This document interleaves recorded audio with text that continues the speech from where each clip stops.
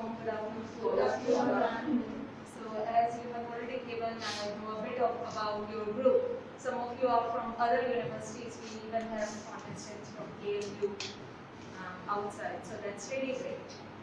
One thing I wish to ask, am I audible perfectly? Yes, please. Or do I need to use the mic? Because I also have a mic. I don't remove this now, right? If you feel like, I can use the mic, right? So let's begin with the research design. Has this topic been done before? Yes, yes. It has been done before. Okay. So it's like you have already done up with research design. So you will have a nice understanding about it with my further presentation. So just to begin with, we can say that why do we need a research design in the first place?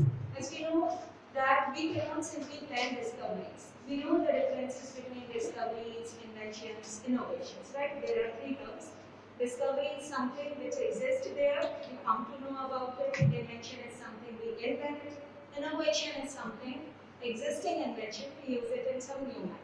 All these things cannot be planned. But work must be planned, and that is what, and that is why research design has to be used. What do we mean by design? We mean to plan nicely. So basically, research design is all about like a blueprint of the research. You are going to construct a house, and you need a nice blueprint. That is what for research designs are meant for. And basically, what does it do? Research design का क्या purpose होता है? ये भी जितने भी objects हैं research के, जो भी डेटा आपको चाहिए होगा, what methodologies would you be following while collecting that data, what would be the time, place of the study, what would be the analysis method, all into one. So basically, you have some objectives. You already have sessions on research problems, objectives, hypothesis, I believe, right? So you have a basic understanding about what your core research problems are. Now, how to proceed it and actually execute the study. That is what research design is meant for. So it's very nice definition by Erlinger that design is data discipline. In order to work in a disciplined manner, we need our data to be disciplined. We need some sense of discipline in order to work smoothly. Now, how it works? There are two definitions, as you can see. So it is not very hard and fast and highly specific kind of plan. No, not like that. But it's like a series of guideposts.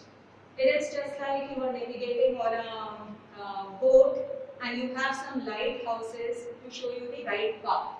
So these are just like signboards, and it is all the arrangement manners. Design deals with arrangement manners, that how the collection of data will be done, how the analysis of data will be done, and one important thing is that economy in procedure. Economy in procedure means there should not be wasteful expenditures, not in terms of money, but also in terms of time, because research needs to be completed in a defined time frame. So these two things are very important when we consider research. Now, what are the functions of research design? By two separate sessions on research design, one by me, one you already had. Then you need to identify or you need to develop the procedures about the various logistical arrangements. Now you have decided, you have undertaken a big part, then you are going to conduct a research study. Now how to do it? The hows of the research. Why are you doing it? What are you doing it? Now you are clear with that. How you should be proceeding. That is what comes under research design. And so we basically what we are aiming at when we are dealing with the how part, and we need to control the variance. Erlinger calls it control of the variance. Now what does it mean by controlling of the variance? Erlinger क्यों कहता है कि research design basically किस चीज पर aim करता है? Variance के control पर. So we need to see this, that whenever we basically what we are trying to do, we are understanding some kind of relationship, right? Some kind of cause and effect relationship when we understand the research.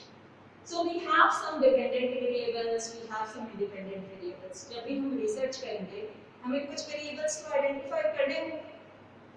Dependent variable पर independent variable का भी impact पड़ता है. ठीक है, chance variation भी होता है, which has been shown by the last circle, and there is some extraneous variation as well. Now what does that extraneous variation means? Outside variation, some factors which we are not considering in our own research, but they are impacting the research. And we are going to eliminate the change in this extraneous part, means unnecessary part, so that whatever causal relationships we are identifying, हम basically क्या जज करना चाह रहे हैं कि independent variable में किस तरह के चेंजेस होते हैं और वो डिपेंडेंट वेरिएबल को किस तरह से इम्पैक्ट डालते हैं, ठीक है। तो हम बेसिकली इस तरह का स्टडी डिजाइन सेलेक्ट करें which would help us to isolate, eliminate or quantify the effects of different sets of variables which are influencing the independent variables. हम उनको अलग-अलग कर सकें, हम उन्हें बेहतर समझ सकें। Now, when we have talked about research design, so these are conceptual parts. मैंने बहुत ज़्यादा elaborate इसलिए नहीं किया because we already had a session on that. So basically, research design क्या-क्या चीज़ों में how it is helping us?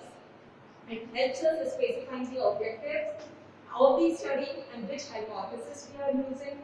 It gives us an outline, as I already said. It is the blueprint of the research. And it helps us in gathering the data. It also helps us in analyzing the data. Besides, ये एक ऐसी scheme है जो हमें ये help करती है कि whether whatever kind of information we have collected from our samples, whether it can be generalized to a larger population or not. जो भी हम एक sample के through information निकाल रहे हैं, वो larger population तक disseminate easily करी जा सकती है या नहीं करी जा सकती है। इस चीज का भी एक जो चेक पॉइंट है वो कहाँ मिल जाता है, हमें अपने आरडी में मिल जाता है। Now onwards I will be speaking of research design as RD.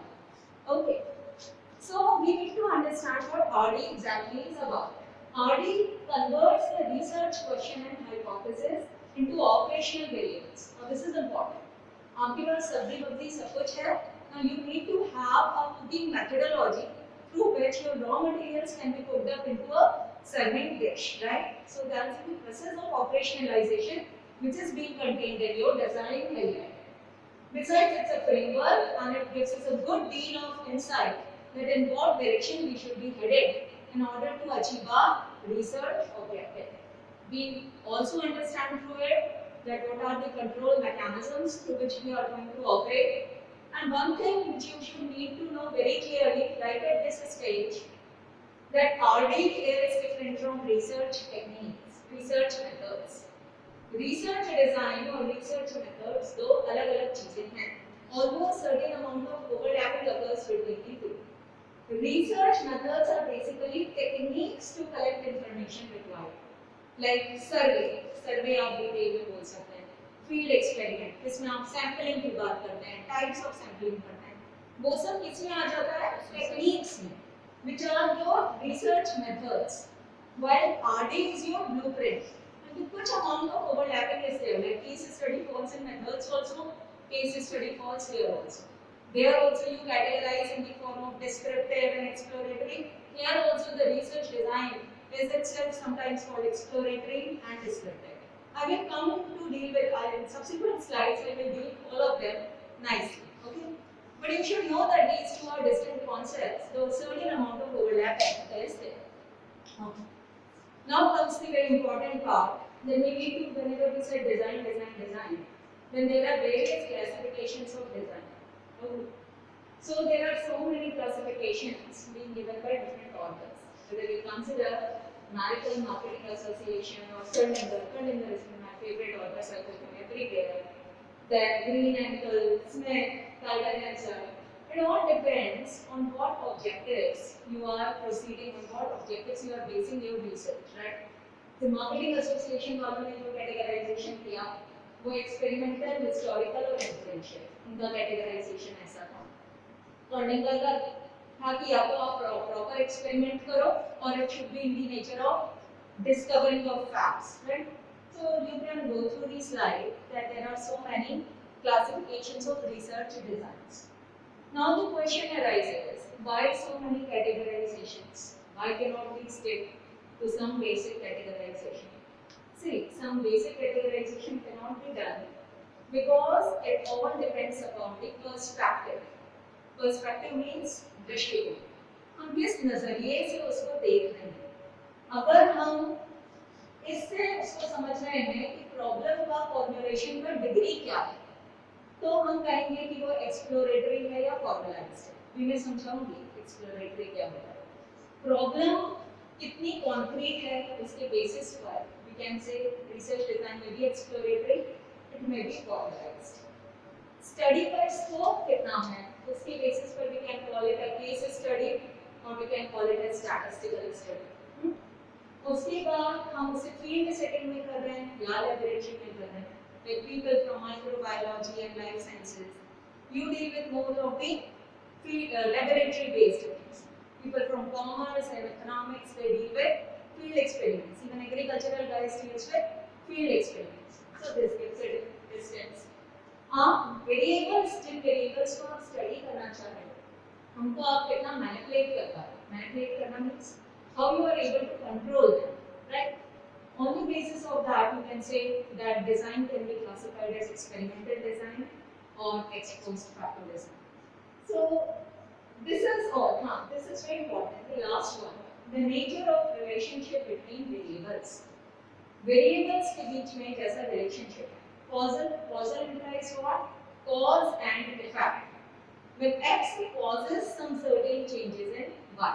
That is causal. And descriptive is something which we just understand.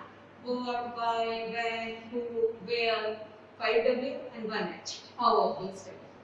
This is your descriptive research design.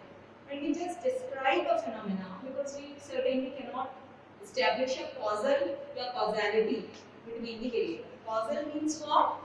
Cause and effect relationship. Right? I'll give more examples. So overall इतने सारे categorisation के basis थे, उसके basis पर हम एकदम से सोचें तो रिसर्च डिजाइन कैसे कैटेगराइज किया जा सकता है। एक्सप्लोरेटरी एंड कंक्लूसिव, दो तरह से बेसिक कैटेगराइजेशन, एक लेमैन के तौर पर या एक बेसिक रिसर्चर के तौर पर हम समझ सकते हैं। Exploratory means when we are exploring some things. So exploratory is something when we are ourselves not very much clear about the problem.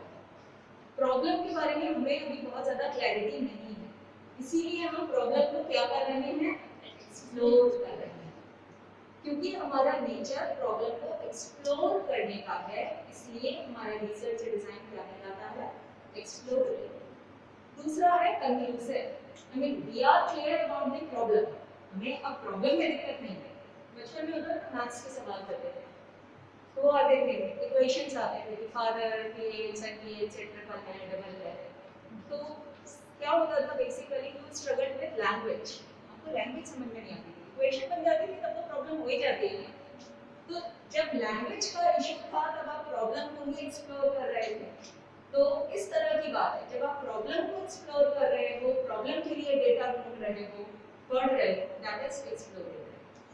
Conclusive means now you are clear about the problem, आपको problem समझ में आ गई। Problem समझ में आ गई तो next step क्या है, सॉल्यूशन, राइट? आपको जब अपनी प्रॉब्लम समझ में आ जाएगी तो नेक्स्ट स्टेप क्या होगा, solution. Solution can be viewed through two different ways, either descriptive or causal। या तो आप डिस्क्राइब करोगे what, when, where, how, who and ठीक है 5W 1H, और causal यानी cause and effect relationship।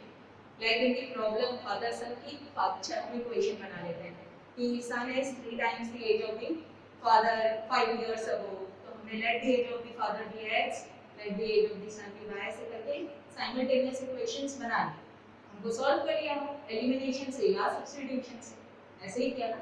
सो हमें cause and effect relationship, the moment we call something into equation, अगर मैं एक सिंपल इक्वेशन भी बोल रही हूं x + y = 8, इसका मतलब हमारे पास दो ऐसे वेरिएबल हैं जिनका समेशन हमेशा क्या होना चाहिए, 8 होना चाहिए। So y can always be expressed as 8 - x। So हमने एक रिलेशनशिप तो बना ली।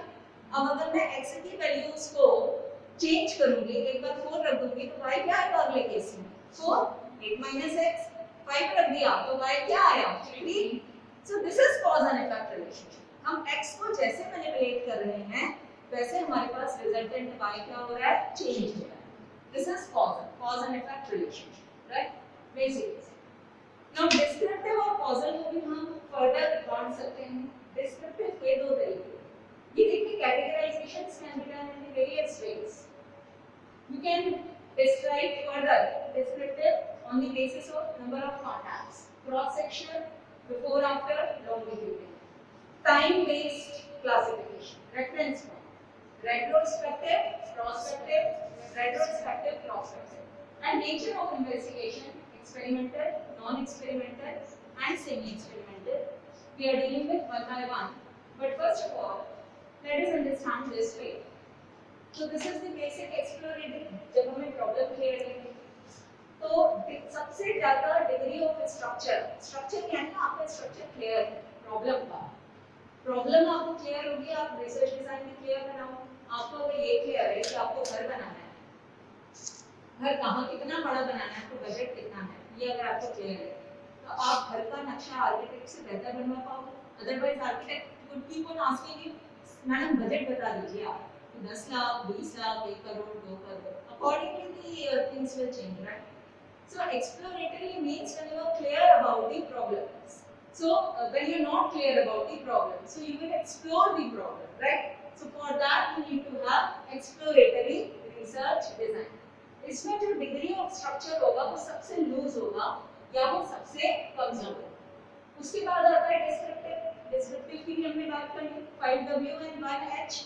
Now, this is you are simply describing, you know something about the problem nicely, and now you are describing the problem. So, इसमें structure exploratory से ज़्यादा clear है, right? But ऐसा भी नहीं कि बहुत ही ज़्यादा rigid या बहुत ही clear है, but it is one step ahead of the exploratory. Third stage is pre-experimental, यानी हम causal पर आने लगते हैं। हमने experiment नहीं किया, लेकिन हमारे पास data था। फॉर एग्जाम्पल हमारे पास ट्रेड ओपननेस एंड ग्रोथ का डेटा पड़ा है, ठीक है, उसके बीच में हम रेगुलेशन लगा के देख सकते हैं कि क्या ट्रेड ओपननेस से किसी कंट्री की ग्रोथ इफेक्ट होती है, राइट। हमारे पास लिटरेसी और पॉपुलेशन ग्रोथ रेट का डेटा अगर है तो हम चेक कर सकते हैं कि लिटरेसी अगर बढ़ रही है तो क्या पॉपुलेशन ग्रोथ कंट्रोल हो रही है। बायोलॉजी में how can we do that, we can have, हम टेम्परेचर में वेरिएशन कर सकते हैं, we can understand कि जो आपके पेट्री डिश है उसमें बैक्टीरिया का कल्चर किस तरह से हासिल है। सो आपने एक्सपेरिमेंट नहीं किया, टेम्परेचर में वेरिएशन कैसे हो रहा था, ऑटोमेटिकली हो रहा था, आपने लेकिन उसको स्टडी किया, कॉज एंड इफेक्ट रिलेशनशिप आपने एस्टैब्लिश करने की कोशिश की। So that is pre experimental. Quasi experimental means there was a one group, on that particular group के ऊपर कोई ट्रीटमेंट अप्लाई हुआ और फिर आपको लगा कि प्रॉपर ऐसा तो नहीं हुआ कि एक पर ट्रीटमेंट अप्लाई हुआ एक पर नहीं हुआ, but some kind of experiment happened, so that is known as quasi experimental. Then we have pure experimental. Pure experimental में बहुत सारी categories हैं, इस समय डिटेल करूँगी, ये overview. And then we have finally statistical. ये सबसे rigid है, क्योंकि statistical में everything is being statistically determined. So इसका डिग्री ऑफ स्ट्रक्चर सबसे लूज है, इसका एक्सप्लोरेटरी का, एंड स्टैटिस्टिकल का जो डिग्री ऑफ स्ट्रक्चर है सबसे टाइटली बिल्ड है। That is how we are going to do. So let us begin one by one. So descriptive में ही हमने कहा था number of contacts with the population. On the basis of what we have cross-sectional studies. Cross-sectional studies. जैसे biology students are sitting there. What do we mean by a cross-section? Cross-section क्या होता है? आपकी subject में cross-section क्या होता है? Stem है ना, स्टेम तना, राइट? उसको आप बीच से कट लगा देते हैं, तो ये हाँ क्रॉस सेक्शन, उसको आप क्रॉस सेक्शन कहते हो ना, कि आपने बीच से उसको काट दिया, अब जो टिश्यूज विजिबल हैं उसको हमने क्या कहा, क्रॉस सेक्शन। जब हम humanities, social sciences, commerce, management इस तरह की फील्ड्स में बात करते हैं तो क्रॉस सेक्शन क्या होता है कि आपने एक पर्टिकुलर पॉइंट ऑफ टाइम पर अक्रॉस पॉपुलेशन डेटा कलेक्ट किया, that is cross section. So cross section is one shot study, one shot यानी एक बार की स्टडी। बायोलॉजी में भी एक बार आपने काट दिया स्टेम को और जो आप क्रॉस सेक्शन निकला उसको स्टडी कर लिया, इसमें भी आपने एक बार पॉपुलेशन में से डेटा कलेक्ट कर लिया, one shot. It means one time contact. This one-time contact will give you a clarity about what kind of picture is there. what kind of scenario exists there, right? So this is very simple, nothing complicated about it.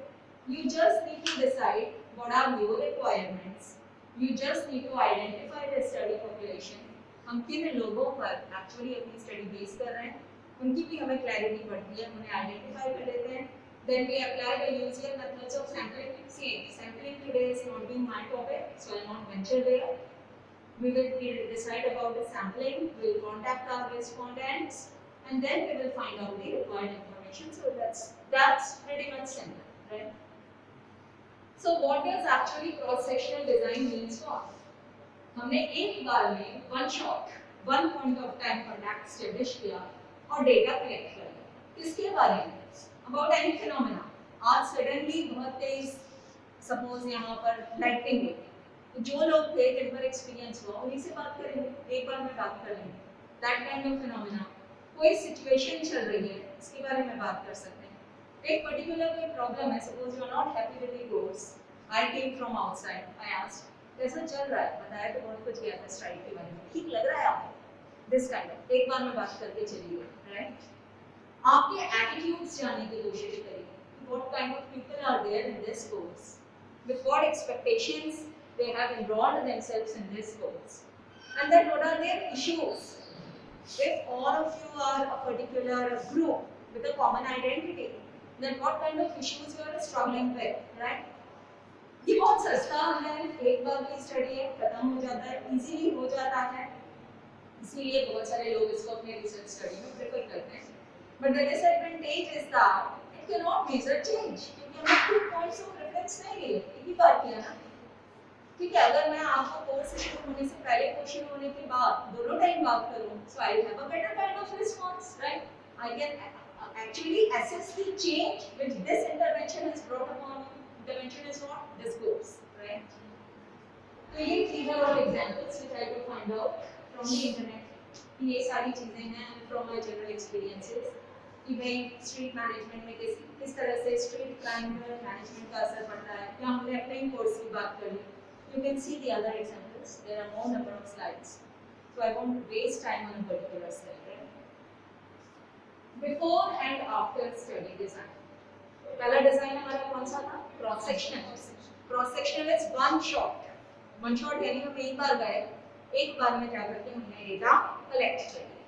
Before and after, again मैंने कहा कि if I would have talked to you pre-stride course and post-stride course. So pre-test, post-test design. 2 points of contact with the same population. Same population implies कि you guys are same. I'm not blaming you. आपने मेरी variation introduce नहीं किया, लेकिन आपसे मैंने बात करी इस particular intervention के पहले और इस particular intervention के बाद. So whenever I need to assess change in one shot study, we missed change. वहाँ पर हमने क्या मिस किया था? चेंज के एलिमेंट. यहाँ हम चेंज के एलिमेंट को ही पकड़ेंगे with respect to what? With respect to any situation, any phenomena, any issue, any problem, any attitude. Okay? तो यही मैंने जो आपसे बार-बार मैं आपसे बात कर रही हूँ. This is very effective. Pre और post यानी कि before and after designs होते हैं. जब भी हम किसी impact या intervention के effect को जज करना चाहते हैं.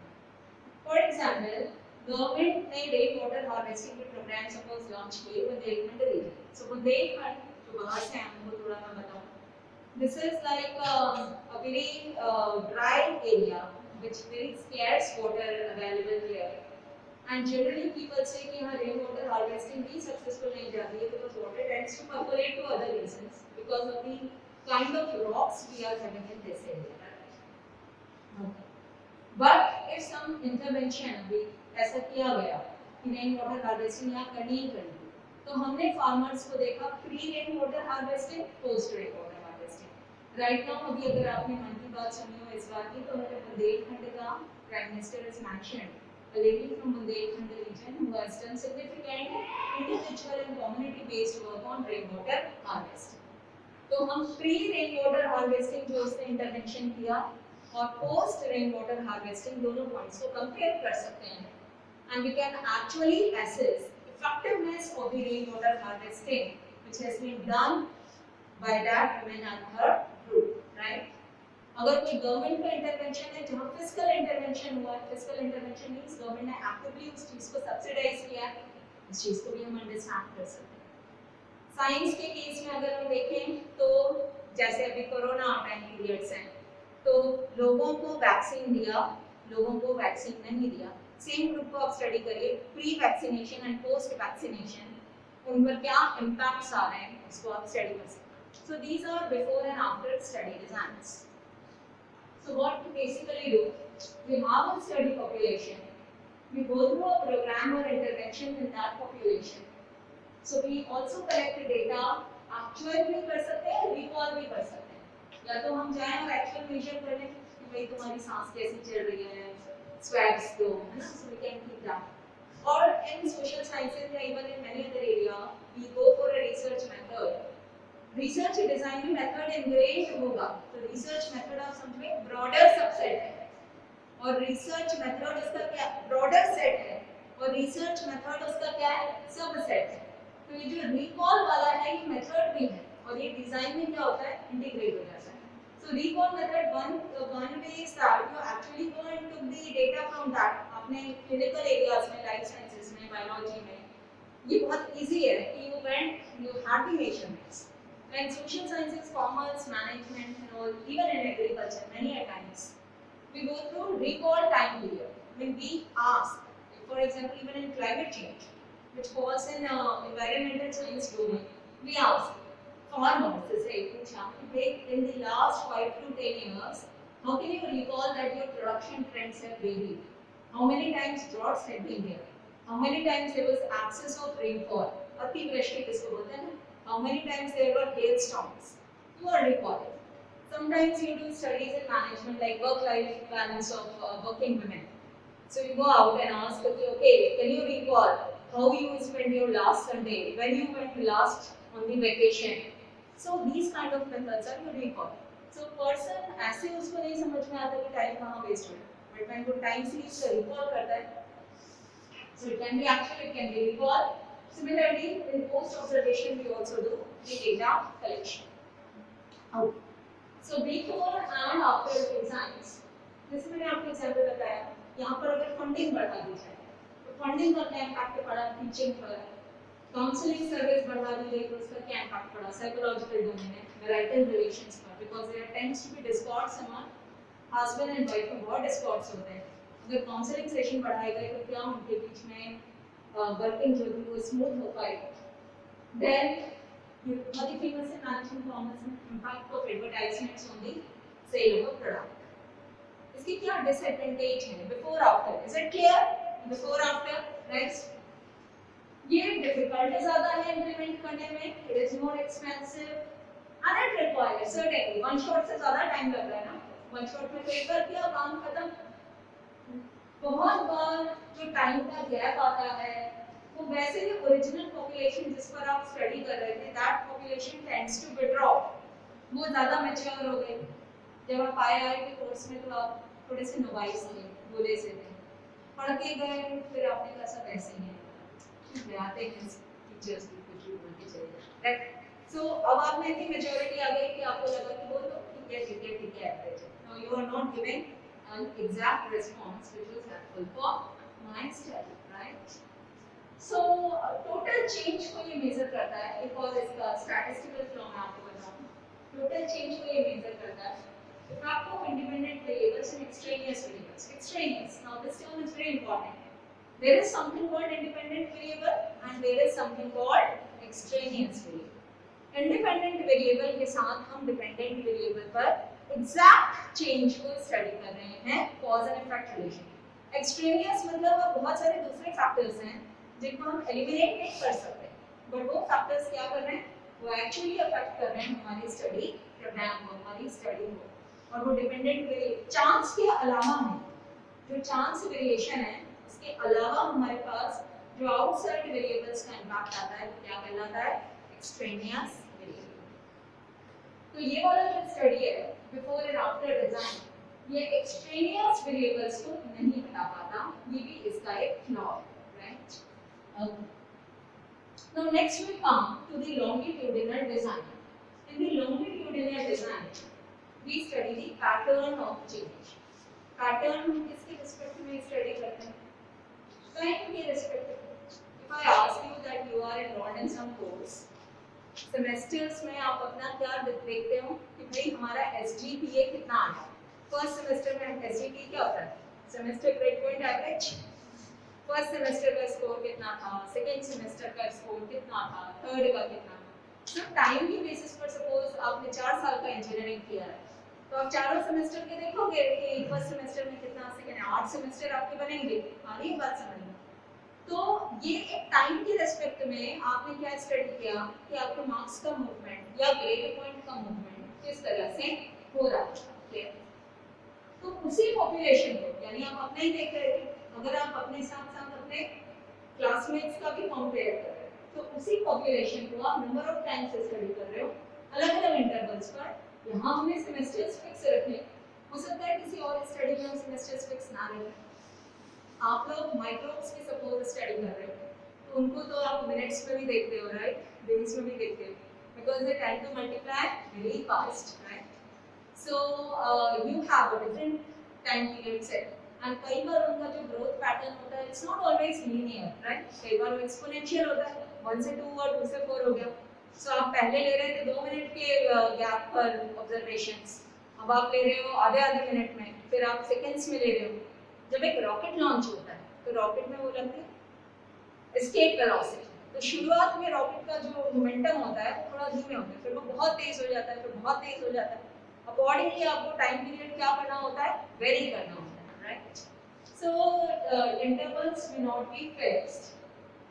ये क्यों का बहुत ज्यादा यूजफुल होता है जब हमें कंटीन्यूअस बेसिस पर फैक्ट्स रिक्वायर्ड होते हैं. बिना फैक्ट्स के काम नहीं कर सकते. So we need continuous facts, so we need time series measurements. हर बार इंफॉर्मेशन गैदरिंग का मेथड हम सेम रखेंगे, उसमें वेरिएशन नहीं होगा. स्टडी पॉपुलेशन सेम होगी लेकिन जरूरी नहीं कि सेम रेस्पोंडेंट्स. फॉर एग्जांपल मैं हमेशा एक एमए की क्लास से बात कर सकती हूँ, एक एमएससी की क्लास से बात कर सकती हूँ, बट उस एमएससी की क्लास में मुझे सेम स्टूडेंट्स मिल जाए जरूरी नहीं. पहली बार कोई 5 मिल गए, फिर कोई 5 मिल गए, बैच सेम है. Are you able to appreciate this, right? The point is that batch has to be the same, but not necessarily the respondents need to be same. So longitudinal design, जब भी हम we are dealing with data on a regular basis because facts are required on a regular basis, that time we implement this design. Now this design suffers from a very severe problem, and that problem is known as conditioning effect. Conditioning effect है हर semester के बाद आके मैं आपसे पूछ रही हूँ इस टीचर ने कैसा पढ़ा है, इस टीचर ने कैसा पढ़ा है. अब आपने क्या हो गया, कंडीशनिंग हो गई, एक रिस्पॉन्ड करने का आपके तरीका डेवलप हो गया और इसीलिए आप इस पैटर्न से फेमिलियर हो कि हर बार फीडबैक में ये चीजें पूछी जाती हैं. अब आप दिमाग नहीं लगा रहे हो, आप हैबिचुअली क्लिक करते जा रहे हो. तो this is known as conditioning effect. अगर आप हैबिचुअली क्लिक कर रहे हो तो जो डेटा रिसर्च में जा रहा है जिसके बेसिस पर तरह-तरह के टेस्ट लगेंगे ना, पीटेस्ट, जेड-टेस्ट, टेस्ट, एनोवा, वो सब के रिजल्ट्स जो हैं उतने जेन्युइन नहीं आए. Now this is on the basis of the categorization now. Second categorization is on the basis of reference period. Reference मतलब with respect to a particular point of time. Okay. Now ये उस time frame की बात है जिसके according हम phenomena को explore कर रहे हैं, सिचुएशन को एक्सप्लोर कर रहे हैं, किसी इवेंट को एक्सप्लोर कर रहे हैं, राइट. Now time frame का क्या मतलब हुआ, ये जो हम बचपन से टेंसेस में पढ़ते जा रहे हैं, past tense, present tense, future tense, उसके बेसिस पर हम जज कर रहे हैं कि वो फिनोमेना कब अकर हुआ और उसको हम किस तरह से एनालाइज कर सकते हैं. So first design in this context is retrospective design. ये पास्ट की बात है, retrospect we call in English we call when I think retrospectively. It means when I think in terms of the past perspective, that the phenomena has happened, situation happened, problem has already occurred. Okay. Now we will collect the data available from that period. Right? अभी जैसे corona है, corona के पहले क्या होते थे H5N1, सो उसका भी डेटा एनालाइज हुआ कि नहीं? कहीं कहीं इबोला आउटब्रेक होता था, उसका डेटा एनालाइज हुआ, सार्स आउटब्रेक होता था, मर्स होता था, मिडिल ईस्टर्न रेस्पिरेटरी सिंड्रोम, उनका डेटा लिया। तो कोरोना नोवेल कोविड-19 वायरस आने के पहले हमने सारे पास्ट वायरसेस के डेटा स्टडी करने की कोशिश की in order to understand the behavior of this particular virus, right? And we also कि हम respondents जो उस टाइम पे सर्वाइव किए हुए लोग थे उनका डेटा भी हम कलेक्ट करते हैं। बताइए क्या क्या होता है? दादी को पूछते हो आप लोग, बताओ ना उस टाइम पर क्या होता है? Then your parents might give you a story economics में लिबरलाइजेशन के टाइम पर ऐसा होता था, प्री लिबरलाइजेशन ऐसा होता था कि स्कूटर के लिए भी लाइन लगती है। आजकल रोज फोन करते हैं, एक बार चले तो जाओ टेस्ट ड्राइव ले लो, आ रहे हो नहीं आ रहे हो, आ रहे हो नहीं आ रहे हो, right? So we recall and then primary और secondary data collection is being done. Primary secondary का categorization तो आप सबको पता है, right? I'm not dealing with that. So that was retrospective. Retrospective means past. Prospective मतलब future. Future का मतलब likely prevalence, ऐसा होगा, probability comes, right? So these are established the outcome of an event, what is likely to happen. कोई पूछा मैंने head आएगा या टेल आएगा, सट्टा बंदा जिसका भी प्रोबेबिलिटी डेवलप हुआ है, प्रोबेबिलिटी के गेम्स डेवलप हुए हैं, in football FIFA FIFA comes every year, कोई ना कोई ऑक्टोपस आ जाता है जो चिप्स निकाल देता है ना, होता है ना ऐसा। तो द पॉल एक ऑक्टोपस था, तो वो सारा कि क्या होगा। So humans are always very much curious about the future, and in that context we require prospective study designs. कभी-कभी एक्सपेरिमेंटल नेचर का भी होता है। एक्सपेरिमेंट्स का मतलब क्या हुआ कि हमने प्रोस्पेक्टिव स्टडीज को क्लासिफाई किया क्योंकि रिसर्चर को एक इंटरवेंशन की जरूरत है। जैसे अभी की केस में एक प्रोस्पेक्टिव डिजाइन किया होगा कि सबको कोविड वैक्सीन लग जाए तब क्या होगा। Is there a possibility of any even इससे भी ज्यादा कोई नया स्ट्रेन आ जाए जो करंट वैक्सीनेशन ड्राइव को फेल कर जाए। So this is a prospective study. Now because prospective, अभी इसको भी देख लेते हैं। स्टडी पॉपुलेशन कैसा होगा, प्राइमरी और secondary, based upon a future को प्रोस्पेक्ट कर रहे हो, and that would be obviously primary. Secondary नहीं हो सकता ना, क्योंकि हुआ नहीं है तो क्या होगा, लोगों के जो इनपुट्स हैं वो आपको क्वेश्चनियर मेथड से भी रिकॉर्ड करने होंगे। Now ये दोनों सेपरेटली नहीं चलते हैं। पास्ट और फ्यूचर नॉर्मली आप पास्ट को भी कंसीडर करते हैं, फ्यूचर को भी कंसीडर करते हैं और उसकी बेसिस पर आप प्रेजेंट को एनालाइज करते हैं। So the research design is retrospective, prospective research design. Focuses on past trends, right? And then study of them in the future. अभी तक कोरोना को like it has been a year, right? Last year इसी time पर बहुत ज़्यादा इस पर आना शुरू हो गया था। अब हम इन पास्ट ट्रेंड्स को कैलकुलेट कर रहे हैं, पिछले एक साल से हमारे पास बहुत डेटा है, वो डेटा अच्छे से रिकॉर्ड भी हुआ है, and then we are calculating कि एक इंटरवेंशन डाला है। इंटरवेंशन क्या है, वैक्सीनेशन ड्राइव, इसमें पैसा भी डाला है काफी, it has been subsidised, so we can say that this is a fiscal intervention, and then what we are trying to find out that इसका प्रोस्पेक्टिव असर क्या होगा। Okay, so we always study population is followed to ascertain the impact of the intervention. Intervention यानी outside जो आपने intervene किया है, वो experiment हो सकता है, ठीक है, या वो simply कोई physical हो सकता है, बीच में कोई चीज आ गई जिसने population के behavior को क्या कर दिया, alter कर दिया। So this is your retrospective prospective study design. You recall the secondary, either recall or you have secondary data. Recall method will go into the primary data, then study population and then future population को भी आप consider करोगे। यहाँ पर secondary इसलिए लिख दिया गया क्योंकि प्रेजेंट के बेसिस पर। अब हम थोड़ा सा जनरलाइज करेंगे कि वो सारे डिजाइन्स जो हम क्वांटिटेटिव रिसर्च में यूज करते हैं। तो अभी ये वाला पहला वाला क्या है, क्रॉसओवर कंपैरेटिव एक्सपेरिमेंटल डिजाइन है, ये अभी थोड़ा सा समझ रहा हूँ, बाकी फिर मैंने सेपरेट स्लाइड्स है prepared for experimental designs. So I will come back to this particular slide crossover wali once again, and I will be done with experimental designs. Then you have trend studies, cohort studies, panel studies, blind studies, and double blind studies. ये सब हम किसके लिए पढ़ रहे हैं? इतने सारे रिसर्च डिजाइन्स क्वांटिटेटिव। क्वांटिटेटिव का क्या मतलब होता है? जब numerical data, right? Some people who have love for maths and strategy, हाँ बस हमें तो यही करना है। सम पीपल विल से कि हमें नहीं काम आता, हमें नहीं आता था, इसलिए तो बायोलॉजी नहीं, सॉरी अगर मैं बायो स्टूडेंट्स को हर्ट कर रही हूं, and then we are again coming back to the numericals, right? So but these are the ways through which quantitative studies can be made. Now one by one. First is crossover comparative experimental design. इस design को हम APAP design भी कहते हैं। इसमें क्या किया जाता है? We form two groups. Respondents के हम क्या करते हैं? दो ग्रुप्स को फॉर्मुलेट कर लेते हैं। In one of the groups we introduce intervention. दो ग्रुप्स हैं हमारे पास, मैंने इस क्लास में स्टूडेंट्स लिए। एक ग्रुप ये है, एक ग्रुप ये है।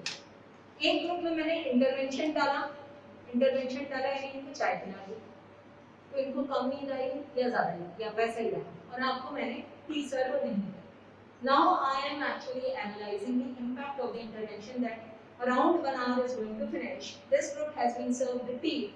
This group has not been served the tea. What is the impact? So ABAB group, two groups are formed. Intervention is introduced into one, and after certain time period, आधे घंटे बाद मैं major करूंगी कि इनके नींद आने की टेंडेंसी कितनी है और आपके नींद आने की tendency. Because lecture is obviously boring, so you need something, right? There is no doubt. So intervention, अब उसके बाद हमने क्या किया? Intervention का crossover किया। Crossover करना मतलब अब इस ग्रुप को मैंने चाय दी थी, इनको अब मैंने कंट्रोल ग्रुप बना दिया। अभी आपको चाय नहीं दी थी, इनको चाय दी थी, तो ये ग्रुप कौन सा था? Experimental experiment. आप कौन सा ग्रुप थे? कंट्रोल। अब मैंने क्या किया? क्रॉसओवर कर दिया। अब इस ग्रुप को मैंने कॉफी नहीं दी और इस ग्रुप को मैंने coffee the. So this is called ABAB design. तो ये भी एक्सपेरिमेंटल ग्रुप है और कंट्रोल ग्रुप है। इसका कॉन्सेप्ट और क्लियर होगा जब मैं आगे की स्लाइड्स पर आऊंगी और फिर मैं इस स्लाइड पर वापस आ जाऊंगी। Okay, and then I compare the finding. तब इस ग्रुप की नींद लेने की टेंडेंसी जो मैंने डेटा में रिकॉर्ड करी, उसको मैंने तो पहली बार इंटरवेंशन इस ग्रुप को दिया था मैंने, और दूसरी बार इंटरवेंशन किस ग्रुप को दिया? इस ग्रुप को। इन कंपेयर कर लिया। ऑब्वियसली यहाँ स्टूडेंट ज़्यादा है, वहाँ कम है, तो हमें दो टेक्निक्स होती हैं। उन टेक्निक्स को कहते हैं रैंडमाइजेशन एंड मैचिंग। उससे हमें इंश्योर करना पड़ेगा कि दोनों ग्रुप कैसे हों, होमोजेनियस नेचर के हों। जैसे अभी disparity is clear that there the number of respondents are less and there the number of respondents are large. More क्यों? क्योंकि सारे लेट कमर्स क्या किए? हम यहाँ पे बैठे। So they took nicely permission from me and they got concentrated here. So what I will do, I'll shift some of them here and then I'll try to homogenize the two groups. So this is called randomization and matching, which I will do with now. So पहला वाला clear हुआ आपको? First part was the what? Crossover. Crossover क्यों? पहले हमने एक group को intervention दिया और फिर हमने दूसरे ग्रुप को इंटरवेंशन दिया। ये पहला क्वांटिटेटिव डिजाइन है। जो देखिए क्लासिफिकेशंस तो बहुत ही सारे तरह के हैं, हमने कुछ अपने कंफर्ट के हिसाब से जिन्हें हम डील कर सकते हैं अपना क्लासिफिकेशन एक तरह का डिवाइस किया। Otherwise there are an number of classifications, right? तो क्वांटिटेटिव में हमने पहला वो पढ़ा क्रॉसओवर। सेकंड है ट्रेंड स्टडी। ट्रेंड स्टडी कुछ लॉन्गिट्यूडिनल स्टडी जैसे ही हम चेंजेस को ओवर टाइम पीरियड मैप कर रहे हैं, ग्राफ बनाते हैं।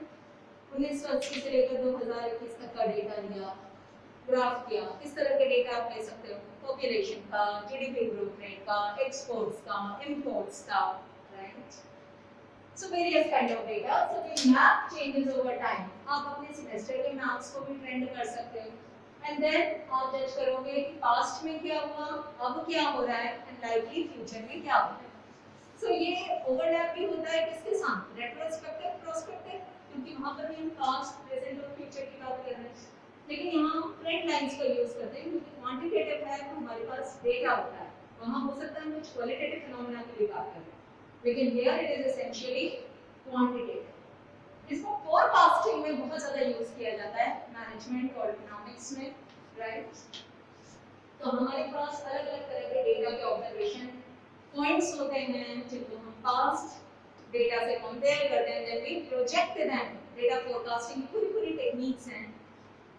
to which we can forecast, but we need to have certain assumptions. जब हम फ्यूचर के फोरकास्ट करते हैं तो हमारे पास कुछ assumptions होने चाहिए कि मेरे अगर मैं यहाँ पर ट्रेंड्स एनालाइज कर रही हूँ कि आपका रिसेप्टिविटी कितनी है, तो मुझे एक चीज़ क्लियर होनी चाहिए कि मेरे स्टूडेंट्स अटेंटिव रहें क्लास में, right? So these kind of assumptions should always be there. Next type of quantitative design is the cohort studies. Cohort का मतलब कि मैंने एक ग्रुप चूज किया और ग्रुप की जो चूजिंग का बेसिस है वो कोई कॉमन कैरेक्टरिस्टिक। यहाँ पर मैंने लिखा हुआ है कि ईयर ऑफ बर्थ हो सकता है, ग्रेजुएशन का ईयर हो सकता है, मैरिज का ईयर हो सकता है, मैरिज का ईयर दिया सपोज। तो अलग अलग कपल्स के हमने मैरिज ईयर से, फिर जिनका मैरिज ईयर सेम था उनको हमने कंपेयर किया कि when they had there first child, when they had their second child, अगर उनका डिवोर्स हुआ तो ये India in America divorces are very common, so it says your first marriage, second marriage, when the divorce happened, or when चलिए divorce पर नहीं जाते, but to take a negative event, let's take some positive events only. When did they chose to purchase a house of their own? कब तक वो rented house में रहे और कब उन्होंने खुद का मकान purchase कर लिया?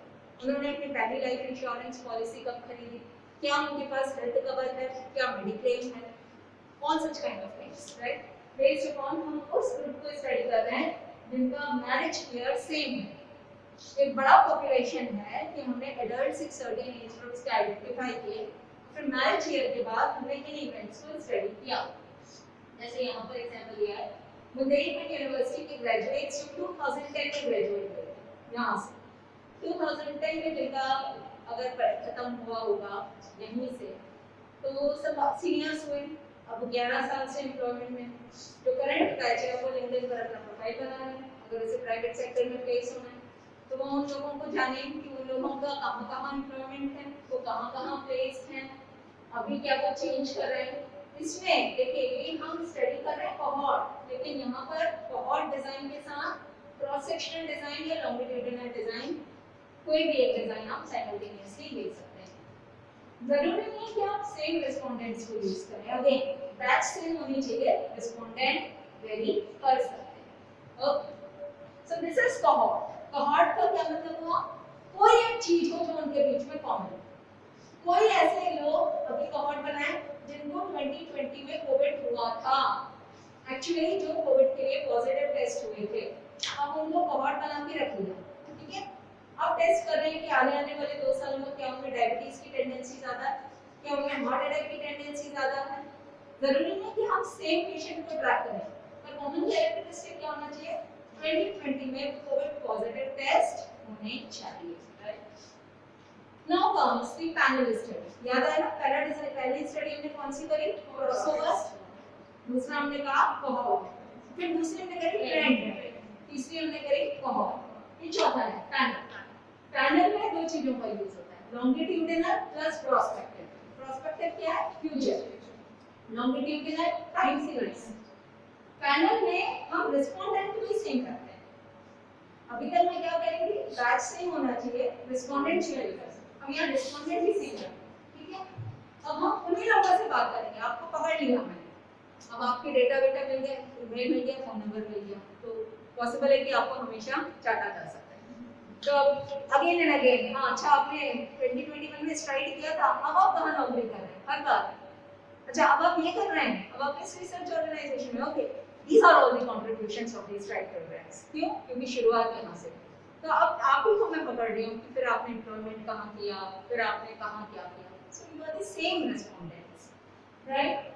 पॉपुलेशन सिलेक्ट कर लेंगे, सपोज मैं एक्सपेंडिचर रिलेटेड डेटा ले रही हूँ, तो ट्रेंड एंड कोहॉर्ट में क्रॉस सेक्शनल मैनर में स्टडी करी जा सकती है, बट यहाँ पर आपको रिस्पोंडेंट सेम रखना होगा। तो टाइम सीरीज का एलिमेंट आता है, इसीलिए एक ऐसी स्टडी हो गई longitudinal. Next is blind study. Now this is very important. Blind study में क्या है? ब्लाइंड स्टडी क्यों है?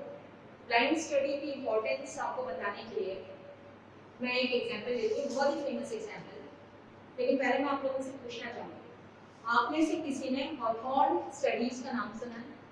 हॉथॉर्न एक्सपेरिमेंट्स सुना है? यस, क्या सुना? Very excellent.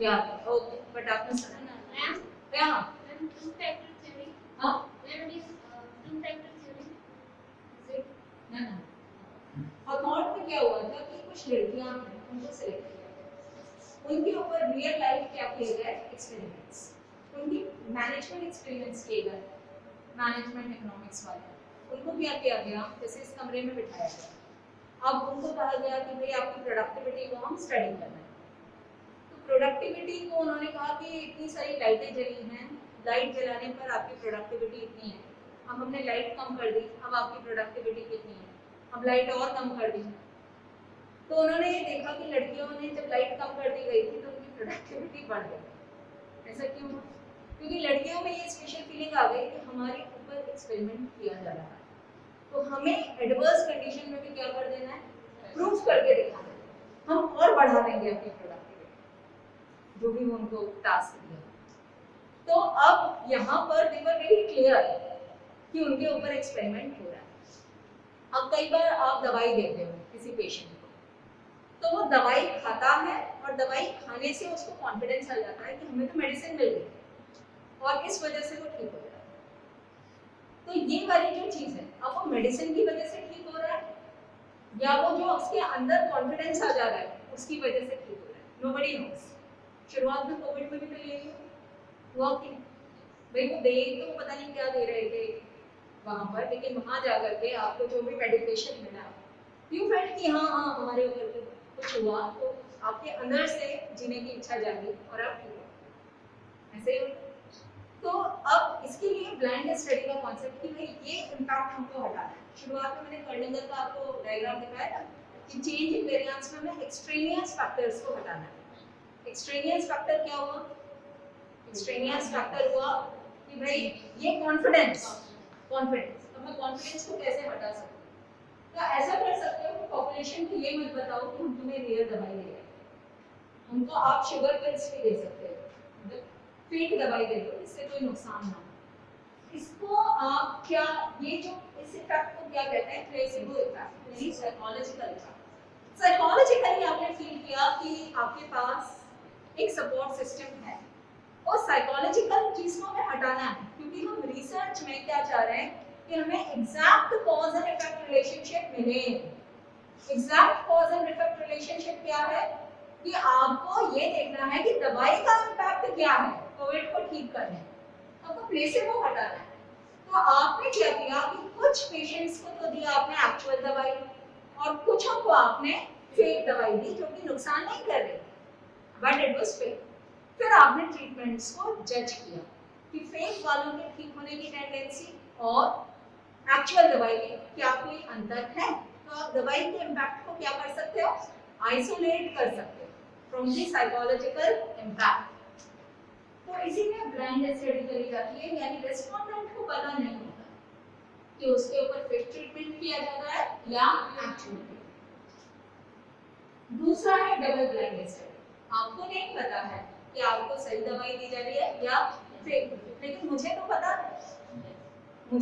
है कि मैंने इसको फेक दवाई दी है और इसको सही दवाई दी मेरे को पता होने की वजह से भी तो बायस आ सकता है और वो जो बायस होता है वो क्या कहलाता है researchers bias because I already know that this group has received the fake medicine and this group has received the real medicine तो मैं इसके डेटा को केयरफुली एनालाइज करूंगी और इसके डेटा को थोड़ा सा अब डबल ब्लाइंड में क्या होता है कि बीच में किसी ने स्टडी करी ना मुझे बताया कि किसको रियल दिया गया है किसको फेक दिया गया है और रिस्पोंडेंट को तो ऑब्वियसली नहीं पता कि किसको रियल दिया गया और किसको फेक दिया गया सो जब दोनों साइड को तो इस नहीं क्लियर होता कि who are the recipients of real treatment and who are the recipients of fake treatment so वो रिसर्चर की बायस को भी हटा देगा और प्लेसिबो इफेक्ट को तो ऑब्वियसली हटा देगा ठीक है आप लोगों ने वो कहानी पढ़ी इंग्लिश लिटरेचर में लास्ट लीफ पढ़ी है किसी ने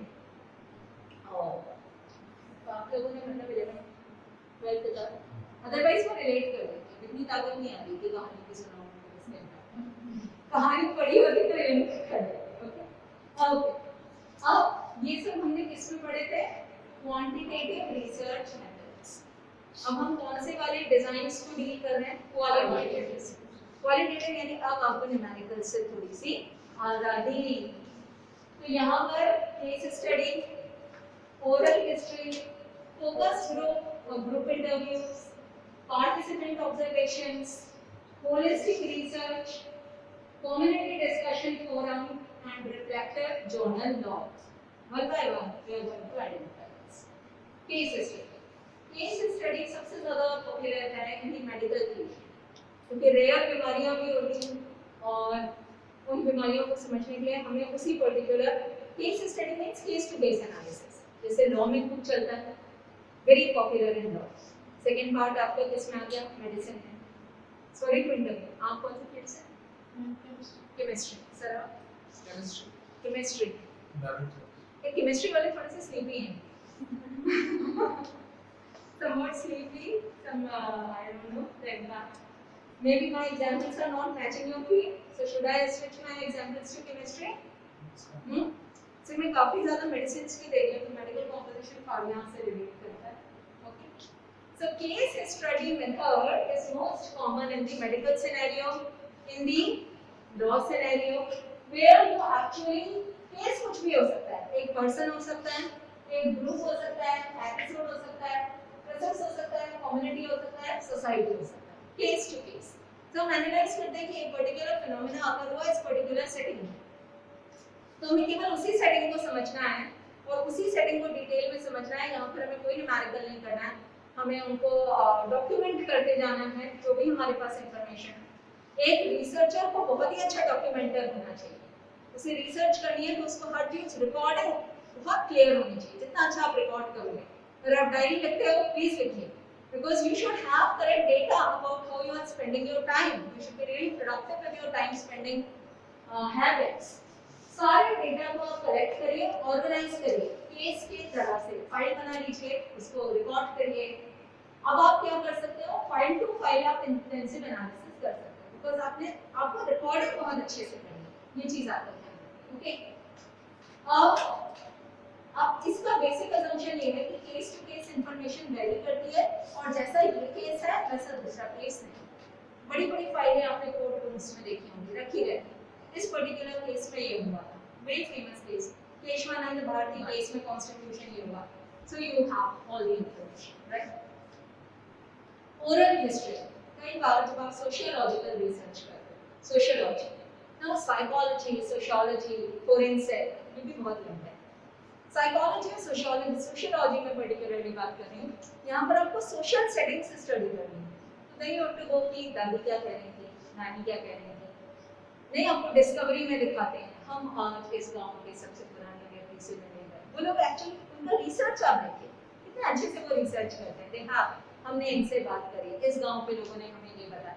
So that kind of research, when you actually study perceptions यानी सोच, परसेप्शन यानी समाज, वो व्यक्ति पर्टिकुलर किसी इवेंट को कैसे परसीव कर रहा है, कैसे समझ रहा है, व्हाट आर देयर एक्सपीरियंसेस। कोई वॉर हुई, वॉर का क्या इम्पैक्ट पड़ा, क्या वॉर में सब लोग साथ थे, या एक कॉमन मैन ने वॉर में सफर किया, या वॉर में उनकी आइडेंटिटी कंसोलिडेट हुई, ये सारी बात आपको हिस्टोरिकल वो मिलता है, वो आई विटनेस इवेंट मिलता है कि ऐसा हो गया, किसान आंदोलन है, जाइए लोगों से बात करिए, नहीं जाते हैं एंकर्स, बैठिए बात करिए, why you are on these streets, but don't you think that this will have some good impact on farm management practices, why are you scared of the farm reforms, एक एक से बात करिए। मान लीजिए एक चीज निकल जाए, उसके बाद भी बाद के लोगों से बात करिए। सो ये वाली जो चीज होती है बहुत ही सिंपल है, इसका डिजाइन कोई न्यूमेरिकल तो है नहीं, जाना है, बात करना है, रिकॉर्ड करना है, कितना अच्छा आपकी इंटरव्यू लेने की स्किल है, कितना आप उस चीज के साथ रेजोनेट कर सकते हैं। लेकिन ये ओरल हिस्ट्री से आता है, इसके लिए ये डिजाइन है, और इसके लिए जो टेक्निक आपको मिलेगी, जो रिसर्च मेथड है, वो है ऑब्जर्वेशन। और ऑब्जर्वेशन में भी हम एक पर्टिकुलर चीज आगे डिस्कस करेंगे, पार्टिसिपेंट ऑब्जर्वेशन। लेकिन उसके पहले हम एक होलिस्टिक रिसर्च की बात करते हैं। होलिस्टिक वर्ड यहाँ पर HOLI लिखा है, लेकिन HOLI जो वर्ड भी है वो कहीं ना कहीं वर्ड होल से डिराइव होता है। होल कौन सा? WHOL, होल यानी कंप्लीट। होलिस्टिक रिसर्च एक फिलॉसफी ज्यादा है स्टडी डिजाइन के कंपैरिजन में। कि बहुत सारे फैक्टर्स कि किस तरह से multiplicity of factors are happening, how they are interacting, उसको जज कर रहा है। किसी भी फिनोमेना को हम एक पर्सपेक्टिव से नहीं समझ सकते। किसान आंदोलन को हम जस्ट गवर्नमेंट के पर्सपेक्टिव से नहीं समझ सकते, हम ओनली किसानों के पर्सपेक्टिव से नहीं समझ सकते। एक क्योंकि किसान normally from where farmers have been collected, वो रीजन हमने आइडेंटिफाई कर लिया। Then we should go and talk to the Vidarbha farmers, then we should go and talk to Telangana, Andhra, Tamil Nadu farmers, and we should go even to Uttar Pradesh और बिहार में तो हमें बात करनी ही करनी है। We should also talk to farmers from Madhya Pradesh, Chhattisgarh, so that we can have a holistic picture, not just farmers. Then we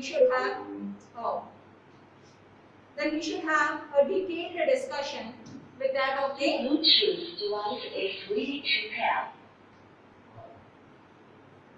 We should have a detailed discussion even with the RTRs कि उन्हें क्या दिक्कतें आ रही हैं, उनके साथ क्या है, क्या जो फार्मर्स स्ट्रीट पर हैं वो ओनली फार्मर है या वो फार्मर प्लस आड़तियां हैं। All these things we need to consider.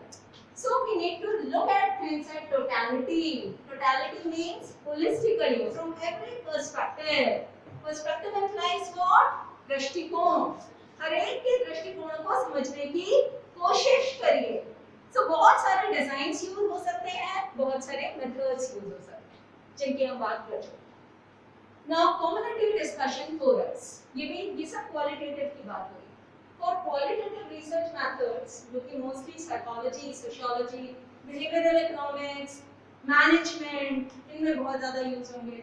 उसके लिए need to be extrovert, आपको फील्ड में जाके लोगों से इंटरेक्ट करते आना चाहिए। You should be receptive, और ये भी होना चाहिए कि ऐसा नहीं कि भी रोने लग गए। मान लो भिखारियों पर रिसर्च कर रहे हो, बैगर्स पर जा रहे हो, डेटा कलेक्ट कर रहे हो, तो ये नहीं कि आप बहुत ही ज़्यादा खुद ही आंदोलन करो। You are a researcher, right? You need not to go and become a part of the किसान आंदोलन. You need to collect the data and you need to come back so that you can complete your study. Otherwise, research में ऐसे बहुत सारे मौके आएंगे जब आप रिसर्च छोड़कर अपनी लाइफ में सब कुछ करोगे। ठीक है, अगर आप रिसर्च रहे होगे बट आप रिसर्च ही छोड़ के सब कुछ करोगे। सो ये ऐसा पीरियड होता है जब आप पीएचडी में एनरोल होंगे तो आपको ऐसा लगेगा 4 इयर्स बहुत सारा, आप लेकिन आपका टाइम कहाँ जाएगा आपको नहीं पता होगा। So you need to be dispassionate also. Problem में घुस करके भी प्रॉब्लम से दूर रहने से, कहते हैं ना पानी में डूबना भी है और भीगना भी नहीं है। आपको एंड ऑब्जेक्टिव है कि अपना पीएचडी सबमिट करना है, अपना रिसर्च कंप्लीट करना है with in the given time frame and with the given economic resources, वो बहुत जरूरी है। लेकिन यहाँ पर you need to be extrovert, you need to be responsive, you need to be receptive, क्योंकि qualitative research method है, आपको community में जाकर डिस्कस करना है, लोगों से ओपिनियंस लेनी है, एटीट्यूड्स लेने हैं, आइडियाज लेने हैं, तो बहुत कम्युनिटी पार्टिसिपेशन को आपको समझना होगा। नॉर्मली फार्मिंग कम्युनिटीज के साथ इंटरेक्शन, फिशरमैन कम्युनिटी के साथ इंटरेक्शन, जहाँ कहीं भी स्टेक होल्डर्स इन्वॉल्व होते हैं। ऐसा नहीं कि इंजीनियर्स को नहीं जाना। अभी यहाँ डिफेंस कॉरिडोर पर झांसी आया ना, झांसी का भी जस्ट पार्ट है। So I am a part of one of the committees, तो वहाँ जाकर के सोशल इम्पैक्ट असेसमेंट करना, इन लोगों से बात करना था कि जिनकी जमीन ले ली गई उनको क्या फील होता है कि ठीक ले गई, क्योंकि किसी की जमीन गई, भले ही उसको क्या मिला है, रेम्यूनरेशन मिला है, उसका वो गया है, लेकिन आपको ये देखना है बीइंग एन एक्सपर्ट कि उनको साइकोलॉजिकल जोड्स ना लग गए, क्योंकि अगर साइकोलॉजिकल जोड्स लग गए या उनको ये फील हो रहा है कि उनके लैंड का इवैल्यूएशन सही से नहीं हुआ, तो this will lead to what, this will lead to unrest. So that unrest need to be, तो जितने भी एक्सप्रेसवेज बनते हैं, डिफेंस कॉरिडोर्स बनते हैं, उसमें बहुत सारे स्टेक होल्डर्स होते हैं। स्टेक होल्डर्स मतलब जिनके स्टेक्स वहां पर लगे हुए हैं, उनसे आपको बात करनी पड़ती है जाकर के, चाहे आप चीफ इंजीनियर हो, चाहे आप यूनिवर्सिटी टीचर हो, कई बार आपकी कमिटीज बन जाती हैं, and that is known as community discussion forum, right?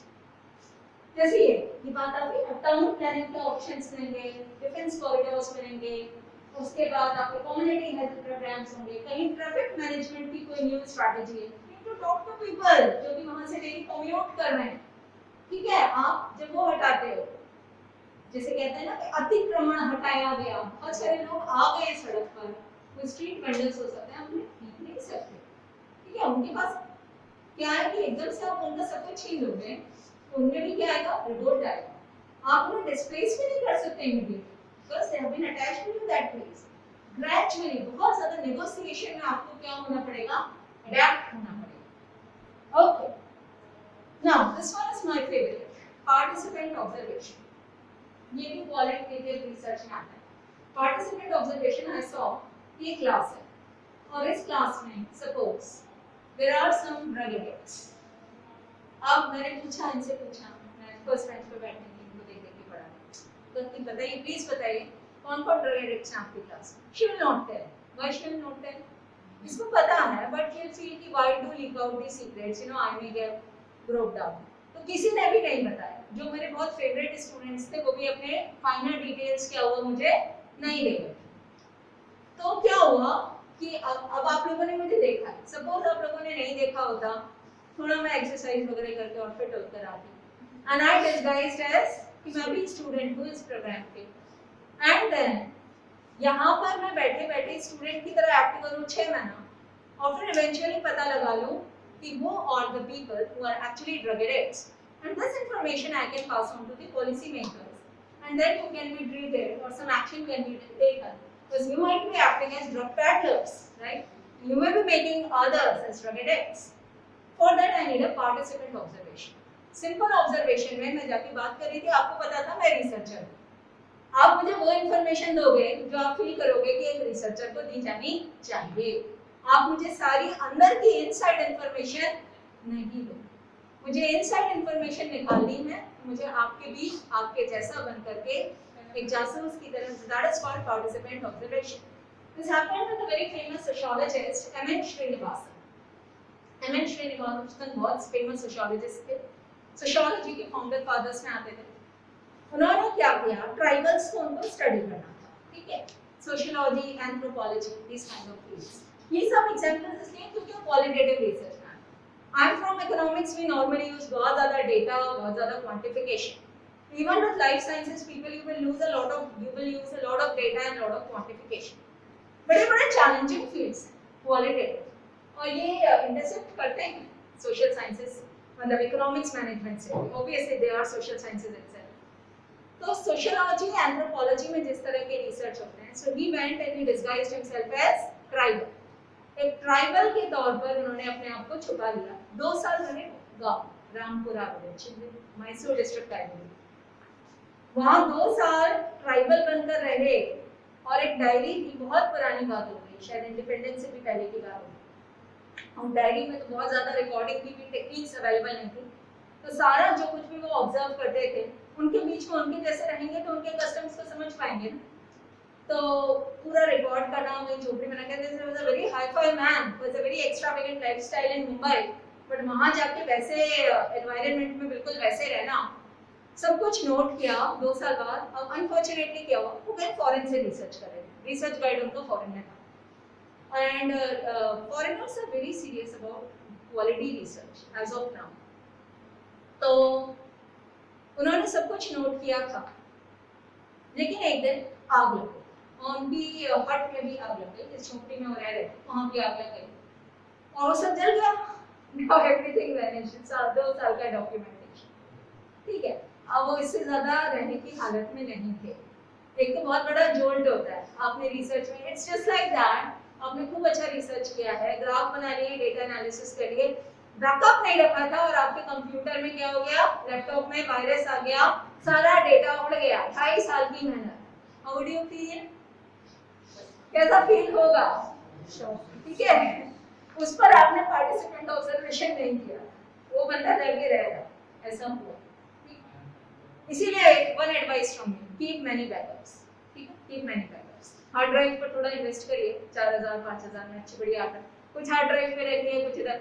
आपका डेटा एक बार लूज हो गया, बहुत प्रॉब्लम आ जाएगी, फिर दोबारा से इतनी एंट्री, इतना, राइट, सब कुछ खत्म हो गया। तो ही वेंट बैक, वहां गए, गाइड को बताया, सर ऐसा ऐसा हो गया। How the behavior of the guide is. You bastard Indians, you don't know how to do quality research. You never went to village, you never stayed there. You are simply lying to me. Guide क्या बोलेंगे? आज तुम कह रहे हो laptop crash हो गया, तुम गए थे फील्ड पर, डेटा कलेक्ट किया था, एनालिसिस किया था। हर कोई बैकअप रखता है, अब तो वो कह ही सकते हैं ना, बैकअप रखा. So then he felt very bad. Then he said, okay, I'm leaving this research, this PhD मुझे नहीं करना है. Then he said, memories में तो सब कुछ था ना, ठीक है, डायरी हो गई थी, एविडेंस नहीं था. Memories के बेसिस पे he wrote one book, My Remembered Village. उन्होंने पब्लिश करवाया. वो जो बुक थी, वो थी तो रिसर्च का outcome. It got sold as a, जैसे novels बिक जाते हैं ना आमिश के, उस टाइप से it got sold. And it was so popular and आज वो standard text लगता है sociology. Then this guide also apologized क्योंकि clarity बहुत थी. जो research उन्होंने लिखी थी वो कहीं से भी ऐसे first up नहीं लग रही और वो बहुत popular हुई among experts. एक होता है general public पढ़ लेना और एक होता है आपके field का expert उसे credentials थे. And you all are from proper research. आपको पता है कि expert से जो तारीफ होती है उसका क्या मतलब है. ठीक. तो उसके बाद फिर उनको वहां से automatically PhD grant. That is called participant observation. यानी एक्चुअली वो वहां रहो, देखो, अपने आप को डिस्गाइज करो, अपनी आइडेंटिटी रिवील मत करो. और जो भी मेथड आप लगाएंगे सो दैट विल बी, आप इंटरव्यू कर सकते हैं, आप ग्रुप डिस्कशंस कर सकते हैं. मुझे इंफॉर्मेशन निकालनी है कि how many people are actually involved in drugs here. ये करना पड़ेगा. Then focus. So this technique is clear, participant observation. Another technique is focus group interviews. Focus group interviews में you do not know much about the problem. For example, corona pandemic. तो आजकल NDTV पर नहीं होता है every day 10:30 corona अफवाह बना हकीकत. Whom do they interview? Experts. Randeep Guleria sir से तो मतलब who is Randeep Guleria? Who is Randeep Guleria?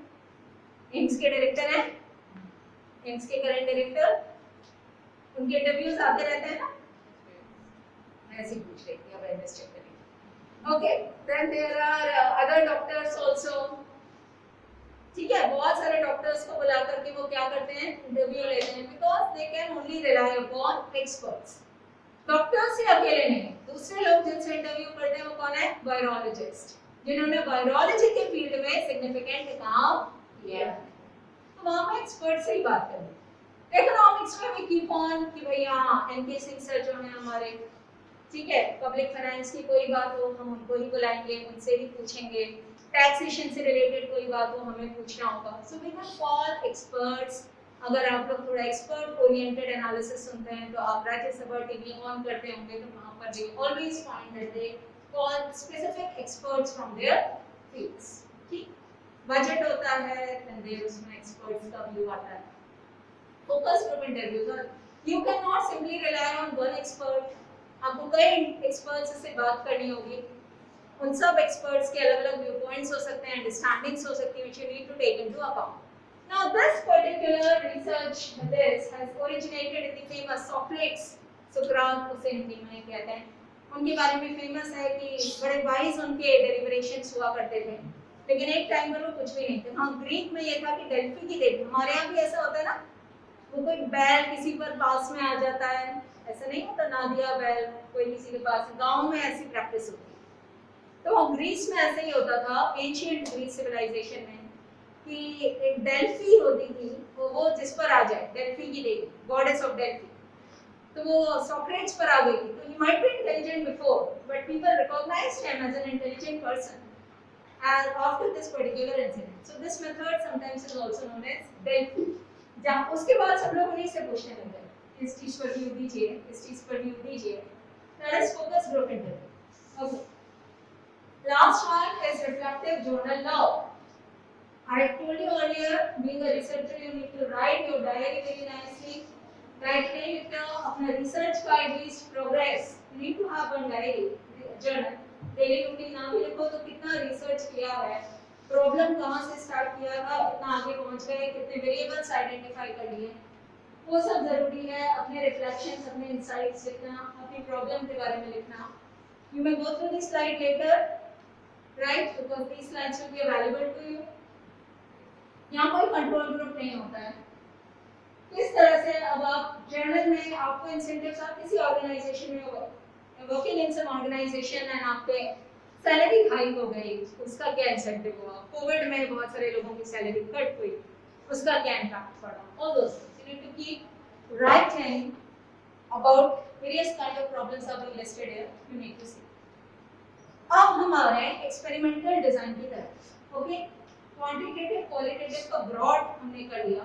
Now pure experimental, यहाँ ये देखा जाता है कि नेचर ऑफ इन्वेस्टिगेशन कैसा है. हम इंडिपेंडेंट वेरिएबल को किस तरह से मैनिपुलेट कर सकते हैं, कितना हमारे हाथ में डिग्री ऑफ कंट्रोल है. तो इंटरवेंशन इंट्रोड्यूस किया जाता है through researcher and intervention is assumed to be a cause of change. ये intervention की वजह से क्या हुआ है, change हुआ है. और independent variable को आप observe, simply observe भी कर सकते हैं. कई चीजें अपने आप होती हैं, जैसे कि आप इंडियन इकोनॉमी में कुछ फीचर्स हो रहे होंगे, इन्फ्लेशन रेट चेंज हो रहे होंगे, उनको आप कंट्रोल नहीं कर सकते, उनको आप ऑब्जर्व करेंगे. लेकिन आप केमिस्ट्री का एक्सपेरिमेंट कर रहे हैं, तो टाइट्रेशंस में कितना केमिकल कितना मिलाना है वो आपके हाथ में है. तो सारा ही आपके हाथ में. जैसे ही आप लिटमस टेस्ट लगाने शुरू करते हैं, जीरो ग्रुप ऑनवर्ड्स, राइट, उन सारी चीजों को आप क्या कर सकते हो, कंट्रोल कर सकते हो, मैनिपुलेट कर सकते हो, right. Experimental study controlled environment में भी कंडक्ट की जा सकती है, नेचुरल एनवायरनमेंट में भी कंडक्ट की जा सकती है. नेचुरल एनवायरनमेंट कहाँ आएंगे, जैसे इकोनॉमिक्स है, एग्रीकल्चर है, तो हम फील्ड सर्वे करते हैं या फील्ड स्टडी करते हैं. एग्जैक्ट कंट्रोल कहाँ आएगा, लाइफ साइंसेस में, केमिस्ट्री में, फोरेंसिक में. ओके, इन माइक्रोबायोलॉजी में बायो के फील्ड्स हैं, तो ये दोनों तरह की चीजें हो सकती हैं. नॉन एक्सपेरिमेंटल में आप एक्सपेरिमेंट नहीं कर रहे हो, केवल आप क्या देख रहे हो कि इफेक्ट्स और आउटकम्स कैसे हैं, ताकि आप कॉजेशन को अप्लाई कर सकें. कॉजल या कॉजेशन का मतलब क्या होता है, cause and effect analysis. Causal या कॉजेशन का मतलब क्या होता है, cause and effect analysis, right. तो यहाँ पर सिंपली आप आउटकम को, अगर एक्सपेरिमेंट नहीं कर रहे हो तो आप सिंपली ऑब्जर्वेशन के बेसिस पर इसको लो. सेमी एक्सपेरिमेंटल थोड़ा एक्सपेरिमेंट होता है और थोड़ा, जैसे सेमी ऑटोमेटिक वॉशिंग मशीन होती है वैसे ही semi experimental research design. Basically कुछ पार्ट इसका नॉन एक्सपेरिमेंटल होता है और कुछ पार्ट इसका एक्सपेरिमेंटल होता है. अब हम थोड़ा एक्सपेरिमेंटल डिजाइन्स को डिटेल में करेंगे, टफ है, थोड़ा ध्यान से. एक्सपेरिमेंटल डिजाइन्स दो तरह के होते हैं, कंप्लीट या true experimental designs and then incomplete, इन्हें प्री भी कहते हैं, पॉजिटिव. कंप्लीट या ट्रू 4 टाइप्स के होते हैं. ये जो येलो से मैंने बनाए हैं, they are after only. After only में आप एक एक्सपेरिमेंट ग्रुप रखिए, ट्रू है इसलिए 2 तरह के ग्रुप्स बनेंगे. जो ट्रू वाले हैं ना, इसमें आपको एक्सपेरिमेंट ग्रुप भी मिलेगा और कंट्रोल ग्रुप भी मिलेगा. जो आपका इनकम्प्लीट है, इसमें आपको एक ही ग्रुप पर base, one group only. Okay, पहले ट्रू वालों को ले लेते हैं. ट्रू वालों में आफ्टर ओनली एक एक्सपेरिमेंट एक control, before and after. Before and after only यानी पोस्ट टेस्ट ओनली, यानी टेस्ट हो गया, पोस्ट एक्सपेरिमेंट भी कह सकते हैं, उसके बाद ही हम उसको मेजर करते हैं. बिफोर एंड आफ्टर यानी प्री टेस्ट, पोस्ट टेस्ट. यहाँ पर भी एक एक्सपेरिमेंट ग्रुप मिलेगा, एक कंट्रोल ग्रुप मिलेगा. बिफोर एंड आफ्टर, यहाँ पर एक एक्सपेरिमेंट 2 कंट्रोल ग्रुप है. बिफोर आफ्टर दोनों प्री टेस्ट पोस्ट टेस्ट है. बिफोर आफ्टर एक एक्सपेरिमेंट 3 कंट्रोल ग्रुप. एक एक्सपेरिमेंट के 3 कंट्रोल ग्रुप को कहते हैं सोलोमन 4 ग्रुप एनालिसिस. बहुत पॉपुलर और सबसे फेमस है. कई लोग इसको एक एक्सपेरिमेंट और 3 कंट्रोल ग्रुप ना कह करके 2 एक्सपेरिमेंट 2 कंट्रोल ग्रुप भी कहते हैं. लेकिन ज्यादा करके ये जो मिलता है वो एक एक्सपेरिमेंट और 3 कंट्रोल ग्रुप्स करके. फिर आपके आए इनकम्प्लीट एक्सपेरिमेंटल डिजाइन्स. इनकम्प्लीट में कंट्रोल ग्रुप नहीं मिलता है, एक ही ग्रुप मिलेगा. One group after only. After only यानी post test. One group before after. Before after means pre test and post test. इनमें इन्हीं वन ग्रुप में आपको टाइम सीरीज बेस्ड, जब टाइम सीरीज आपको क्लियर है, longitudinal single time series based भी होती है चीजें और मल्टीपल टाइम सीरीज बेस्ड भी. मल्टीपल टाइम सीरीज में आप कुछ डेटा किसी टाइम पर लोगे, कुछ डेटा किसी टाइम पर लोगे, उनकी ट्रेंड लाइंस बनाओगे और उनको कंपेयर करोगे. अब एक एक करके मैं ले रही हूँ ट्रू एक्सपेरिमेंट्स. ठीक है, पहला कौन सा है, आफ्टर ओनली डिजाइन. यहाँ क्या क्या है, एक एक्सपेरिमेंटल ग्रुप है और एक कंट्रोल ग्रुप। एक्सपेरिमेंटल ग्रुप जिस पर इंटरवेंशन दिया गया, जिस पर एक्सपेरिमेंट किया गया। कंट्रोल ग्रुप जिसके साथ छेड़छाड़ नहीं हुई। ठीक है, तो सपोज हमारे पास दो ग्रुप्स हैं, ग्रुप ए कौन सा है, एक्सपेरिमेंटल ग्रुप, ग्रुप बी कौन सा है, कंट्रोल ग्रुप। आर, अब ये आर क्या है, सिंबल्स बता देती हूँ पहले। आर है random assignment of subject two groups. दो ग्रुप बनाए, ग्रुप ए ग्रुप बी। इस ग्रुप में कितने लोग होंगे, कौन से लोग होंगे, इस ग्रुप में कितने लोग होंगे, कौन से लोग होंगे, इनको रैंडमाइज करना है। मतलब पैटर्न नहीं होना चाहिए, सारे कॉमर्स वाले इधर नहीं होने चाहिए, सारे केमिस्ट्री वाले इधर नहीं होने चाहिए, सारे एएमयू और भारतीय यूनिवर्सिटी के हैं, हम मिक्स एंड मैच करें। उस प्रोसेस को कहते हैं रैंडमाइजेशन एंड मैचिंग। क्या कहते हैं, रैंडमाइजेशन एंड मैचिंग। इनकी वैलिडिटी भी चेक करी जाती है। मेरे पास टाइम नहीं है इसलिए मैं वैलिडिटी इश्यूज पर नहीं जा रही हूँ, मैं खाली डिजाइंस समझा के इतना ही समझा रही हूँ। वैलिडिटी भी इनकी चेक होती है। वैलिडिटी दो तरह से चेक होती है, internal validity and external validity. लेकिन ग्रुप्स कैसे बनते हैं, रैंडमाइजेशन एंड मैचिंग। तो random assignment of subject two groups को किससे डिनोट कर रहे हैं, आर से। एक्स क्या डिनोट कर रहा है, एक्सपेरिमेंटल्स मैनिपुलेशंस ऑफ इंडिपेंडेंट वेरिएबल्स। जैसे चाय सर्व करना, ये मेरा मैनिपुलेशन था, मेरा मैनिपुलेशन था आपको नींद से जगाने के लिए। तो अब क्या हुआ कि इस ग्रुप को दिया, इस ग्रुप को नहीं दिया। तो अब ये क्या है, इसको मैं किससे डिनोट कर रही हूँ, एक्स से। ओ क्या है, जो मैंने आपका ऑब्जर्वेशन किया या मेजरमेंट किया। हम पिछली स्लाइड पर वापस आते हैं। ग्रुप ए और ग्रुप बी दोनों में क्या किया, रैंडमाइजेशन कर दिया, आर कर दिया। ग्रुप ए को स्टिमुलस दिया, उसके बाद ऑब्जर्वेशन O2 यानी ऑब्जर्वेशन बाद की स्टेज है। O2 ए यानी ग्रुप ए के लिए, O2 यानी सेकेंड टाइम पीरियड का ऑब्जर्वेशन, O1 ए लिखती यानी फर्स्ट टाइम पीरियड का ऑब्जर्वेशन। तो मैंने फर्स्ट टाइम पीरियड का ऑब्जर्वेशन नोट नहीं किया था, इसलिए O1 ए फिगर नहीं हुआ है। सीधे क्या किया, क्योंकि कौन सा डिजाइन है, आफ्टर हो गया। O1 ए को तो हम ले नहीं रहे थे, O1 ए क्या होता, बिफोर, उसको नहीं लिया, खाली कौन सा लिया, O2 ए। कंट्रोल बी में हमने x नहीं डाला, स्टिमुलस नहीं डाला, सिंपली टाइम को पास होने दिया और क्या मिला हमको, O2 बी। इनको चाहिए, इनको नहीं दी। पहले ग्रुप्स को रैंडमली अरेंज करने के बाद और फिर मेजर किया कि दोनों पर क्या डिफरेंस है। तो ये डिजाइन कौन सा है, आफ्टर ओनली डिजाइन। ये एक्सपेरिमेंट हो रहा है, इसको और बायोलॉजी में या केमिस्ट्री में करेंगे। एक टेस्ट ट्यूब में किया, केमिकल डाला, कुछ नहीं हुआ, यानी आप दूसरे टेस्ट ट्यूब में केमिकल नहीं डाला और फिर देखा कि दोनों में चेंजेस किस तरह से हो रहे। तो एक टेस्ट ट्यूब आपकी कंट्रोल हो गई, एक टेस्ट ट्यूब आपकी कैसे हो गई, एक्सपेरिमेंटल, राइट। क्या वीकनेस इस डिजाइन के, पहली बात आपने कैसे मान लिया कि दोनों ग्रुप सिमिलर हैं, ये ज्यादा इंटरेस्टेड थे पढ़ने में। आपने कैसे मान लिया कि ये दोनों सिमिलर हैं, ये इसकी वीकनेस है, सिमिलर आपने कैसे अज्यूम किया। और आपने ये कैसे मान लिया कि आफ्टर आधा घंटा ये कितना जगह और ये कितना जगह में केवल चाय का इम्पैक्ट है। क्या मेरा लेक्चर कुछ भी नहीं था, इतनी जो कहानियां सुनाई वो कुछ भी नहीं था। तो दूसरे स्टिमुलस के आपने एक्सट्रेनियस वेरिएबल्स को क्या कर दिया, मिस आउट कर दिया। But this is after only, क्योंकि ऑब्जर्वेशन हमने कब लिया है, after the stimulus has been given. अब बिफोर आफ्टर यानी प्री टेस्ट, पोस्ट टेस्ट। इसको क्लासिकल एक्सपेरिमेंटल डिजाइन भी कहते हैं, ठीक है। इसमें एक एक्सपेरिमेंट ग्रुप है और एक कंट्रोल ग्रुप है, दोनों में रैंडमाइजेशन कर दिया, ग्रुप ए ग्रुप बी।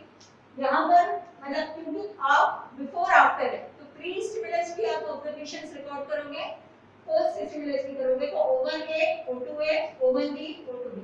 लेकिन स्टिमुलस कहाँ दिया है, केवल एक्सपेरिमेंटल ग्रुप में। दूसरा ग्रुप सिंपली टाइम के साथ उसको ऑब्जर्व किया गया। क्या क्या फीचर्स हैं, दो ग्रुप से सेटअप किए हैं, कैसे सेटअप किए हैं, रैंडमाइजेशन और मैचिंग से। प्री टेस्ट पोस्ट स्टिमुलाई दोनों के ग्रुप्स के लिए O1 ए, O2 ए, O1 बी, O2 बी दोनों चीजें ली। केवल एक्सपेरिमेंटल ग्रुप को स्टिमुलाई दी और मेरे से कहता है मेथड ऑफ डिफरेंस। अब बाद में आप O1 ए और O2 ए और O2 बी का जो डिफरेंस होगा वो क्या बताएगा कि स्टिमुलस का इम्पैक्ट कितना आ गया। वीकनेस क्या है? कई बार आपने इस ग्रुप को चाय दी तो वो पहले ही सेंसिटाइज हो गए। तो हॉकमॉर्न एक्सपेरिमेंट्स में ऐसे ही होगा ना, लड़कियां पहले ही सेंसिटाइज हो गई कि हमारे ऊपर क्या किया जा रहा है, एक्सपेरिमेंट। हमें तो प्रोडक्टिविटी लाइट को कम करते जा रहे हैं। कायदे से क्या होना चाहिए, डिम लाइट में दिखता नहीं है, जो वो कर रही थी वो नहीं होना चाहिए, उनको बराबर प्रोडक्टिविटी नहीं आनी चाहिए, लेकिन उनने प्रोडक्टिविटी क्यों बढ़ा दी कि नहीं नहीं हमें तो प्रूव करना है, ये तो मतलब कुछ हम पर टेस्ट हो रहा है तो हमें तो दिखाना है कि प्रोडक्टिविटी विपरीत से विपरीत परिस्थितियों को भी हम भीड़ तुम बढ़े चलो, भीड़ तुम बढ़े चलो, क्रॉस कर जाए। यही हुआ ना, तो पहले ही सेंसिटाइज हो गए वो इंटरेक्शन इफेक्ट की वजह से, which should have been avoided। Research में हम लाइट के इफेक्ट को कंसीडर कर रहे थे, तो रिसर्च से तो फेल हो गए। तो इस चीज में ये वाला इम्पैक्ट बहुत सीवियरली आता है और इसको समझना चाहिए, ये इसका वीकनेस है। अब हम आते हैं बिफोर यही है ना हमारा डिजाइन, नहीं ये टू कंट्रोल ग्रुप है, बिफोर आफ्टर तीसरा है वन एक्सपेरिमेंट है टू कंट्रोल ग्रुप।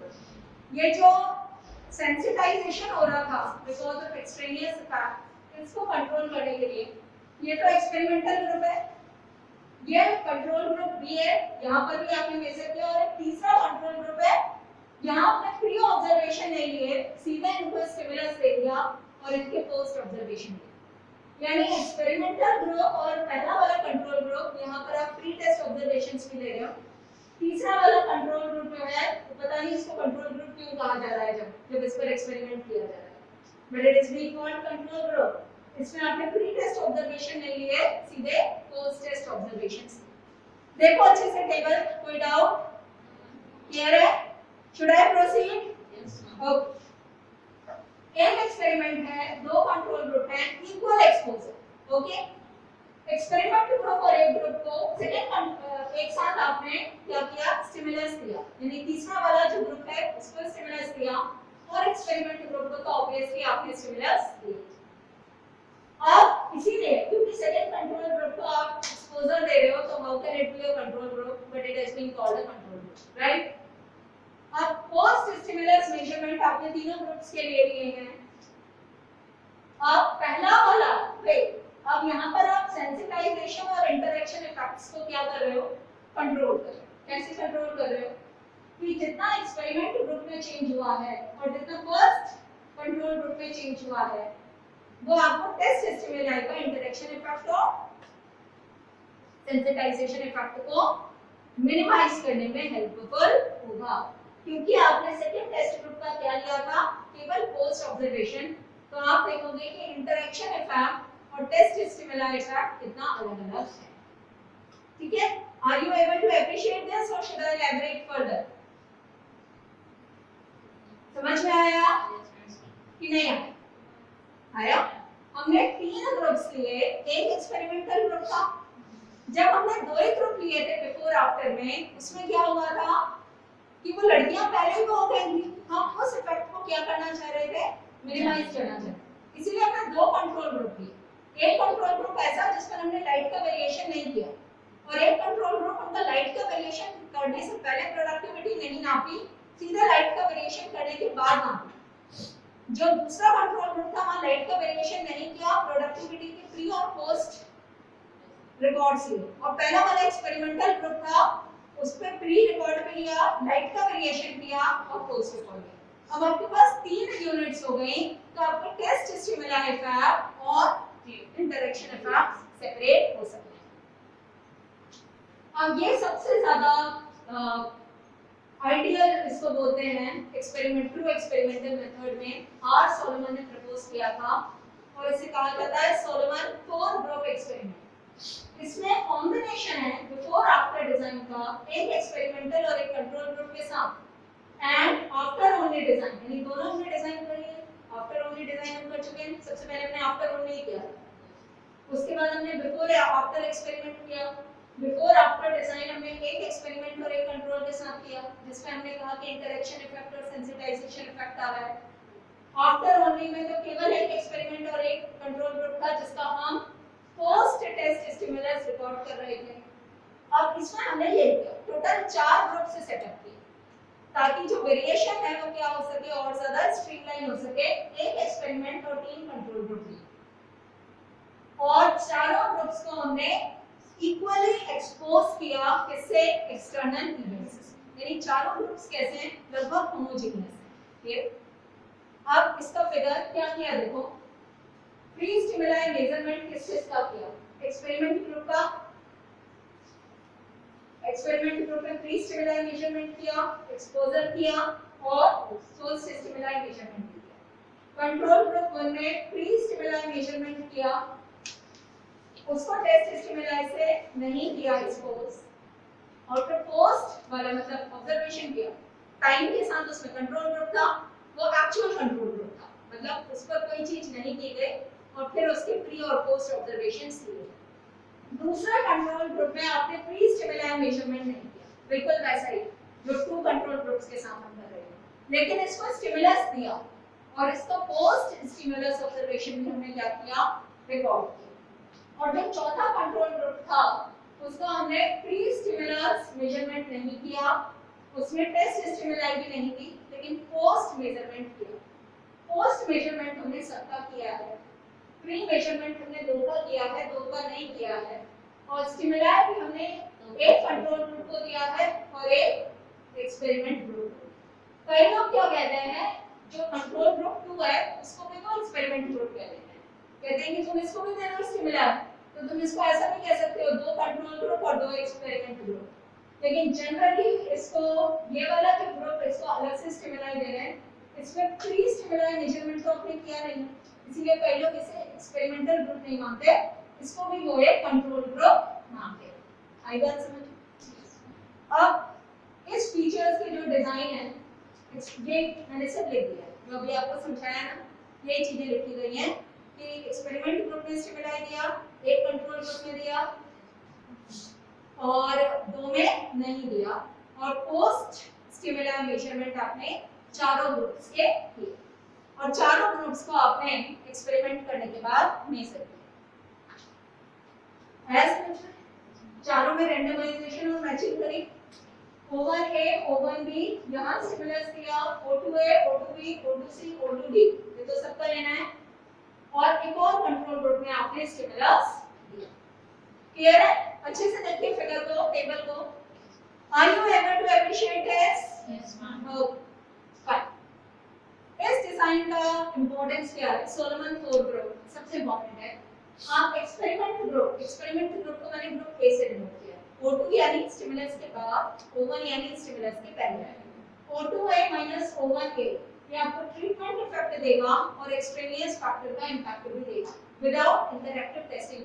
ये चीजें थोड़ी टेक्निकल हैं, ये 10 मिनट 15 मिनट में नहीं समझाई जा सकती, बट इसमें आप अगर इन इक्वेशंस पर थोड़ा ध्यान दो, थोड़ा सा आप टाइम पॉज लेके स्लाइड को पढ़िएगा, तो इसमें सारे फैक्ट्स को अलग-अलग डिफरेंसेस लेकर के क्या किया गया है, they have been tried to be separated out, right?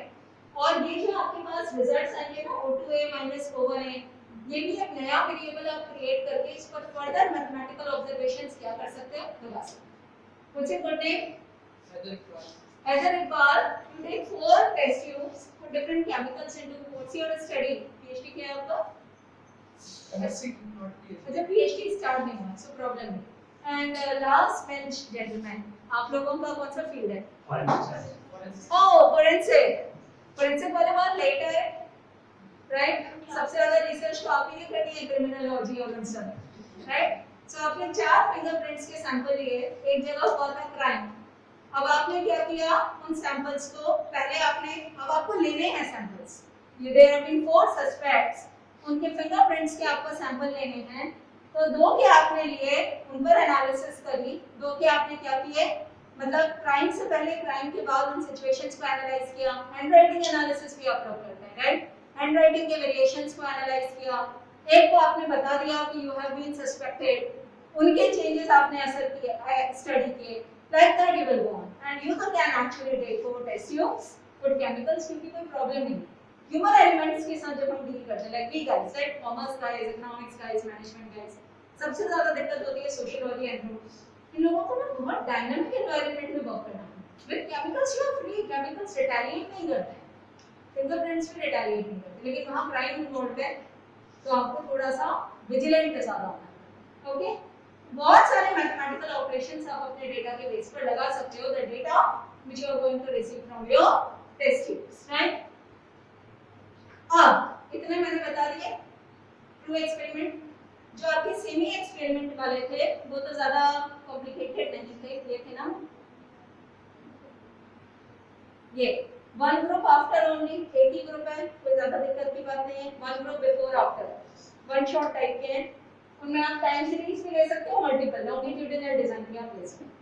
लेकिन अब one more segment in which some insight will be required. Experimental designs में ये एक और कैटेगरी होती है और वो कैटेगरी कौन सी है? Statistical designs. Now statistical design में चार तरह के डिजाइन्स आते हैं, completely randomized, randomized block design, Latin square design and factorial design. One by one हम समझें, उससे पहले हम देखें statistical design क्यों हम यूज कर रहे हैं। स्टैटिस्टिकल डिजाइंस बेसिकली हेल्प करते हैं जब भी हम क्वालिटी कंट्रोल या स्टैटिस्टिकल कंट्रोल की बात करते हैं। सबसे ज्यादा ये यूज होता है एग्रीकल्चरल रिसर्च। फिशर करके एक थे, इन्होंने बनाना शुरू किया, अनोवा, एफ टेस्ट, ये सब इन्हीं की कंट्रीब्यूशन है, इन्हीं की देन है। तो ये बेसिकली एग्रीकल्चर से अराइज होता है ये सारा रिसर्च, लेकिन फिर ये दूसरे फील्ड्स में बहुत तेजी से फैला। ओके, यहाँ पर more than one level of independent variables को स्टडी किया जाता है, स्पेसिफिक एक्सट्रेनियस वेरिएबल्स का जो इम्पैक्ट है उसको कंट्रोल करने की कोशिश की जाती है।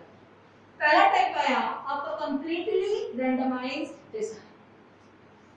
यहाँ एक इंडिपेंडेंट वेरिएबल्स को आप स्टडी करते हो और इंडिपेंडेंट वेरिएबल्स आपके नॉमिनल स्केल पे होने चाहिए। कई तरह के स्केल्स होते हैं, नॉमिनल स्केल है ना, नॉमिनल, और फिर आपका स्केल इफेक्ट्स वाले, ऑर्डिनल। नॉमिनल जैसे कैटेगरीज, जैसे रिलीजन, हिंदू, मुस्लिम, सिख, ऐसे ईसाई, ना दीस आर कैटेगरीज, राइट। इनको हमने कोडिंग के लिए क्या किया, 1 2 3 4 कोड कर दिया। या नेशनलिटी, एशियन, एथनिसिटी का था, एशियन, अमेरिकन, अफ्रीकन, इनको भी हमने रिसर्च में 1 2 3 4 कोड कर दिया। लेकिन ये 1 2 3 4 ऐसा बिल्कुल नहीं है 4 इज ग्रेटर देन 1, राइट। ये तो सिर्फ हमने अपनी कंफर्ट के लिए इनको कोड किया था। They are kind of nominal variables. Now, if you are going to study, is there any significant difference between Asians and Americans in their spending habits?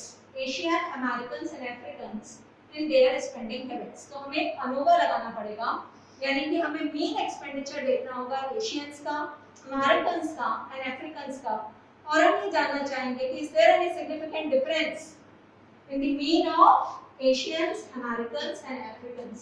तो अनोवा लगता है, अनोवा 1 में भी होता है, 2 में भी होता है। इनिशियली एग्रीकल्चर में प्लॉट्स ऑफ लैंड का यील्ड लेते थे कि किसी जमीन पर कितनी उपज हो रही है, फर्टिलाइजर डालने और नहीं डालने में क्या डिफरेंस आ रहा है। उसके बाद आपने ये एक कैटेगराइजेशन दिया, कुछ में फर्टिलाइजर डाला, कुछ में फर्टिलाइजर नहीं डाला। फिर आपने कहा, बहुत सवाल आपको एसपी गुप्ता स्टैटिस्टिक्स की किताब में मिलते हैं, रेंटेड और ओन्ड, फर्टिलाइजर डाला नहीं डाला, रेंटेड है या ओन्ड है, फिर ये 2 में अनोवा हो गया, ठीक है। तो आप डिफरेंस ऑफ मीन्स को चेक करने की कोशिश करते हो और साथ में आप एफ टेस्ट का एप्लीकेशन लगाते हो। सब स्टैट्स में नहीं पढ़ा रही, मैं खाली डिजाइन बता रही हूं, डिजाइन ये है। बाकी तो आप क्या करोगे, बहुत ही अच्छे से करोगे कि आप किसी को स्टैट्स वाले बंदे को पकड़ोगे नहीं, मेरी एनालिसिस कर दे, है ना, क्रेडिट को, या you are even ready for the payment. I want to learn these things कि हम सीखें और खुद ही करें। देखिए, ये कर आप ना करोगे, you are exceptional, right? You are style students. आपने नाम आया कि हम ऐसे नहीं हैं। Yes, proud of you, right? चलिए, तो अब randomized block design में जैसे कि आपने एक एग्जांपल लेते हैं, बहुत सारे वेरिएबल्स और बहुत सारे ट्रीटमेंट्स को अगर हमें साइमल्टेनियसली स्टडी करना।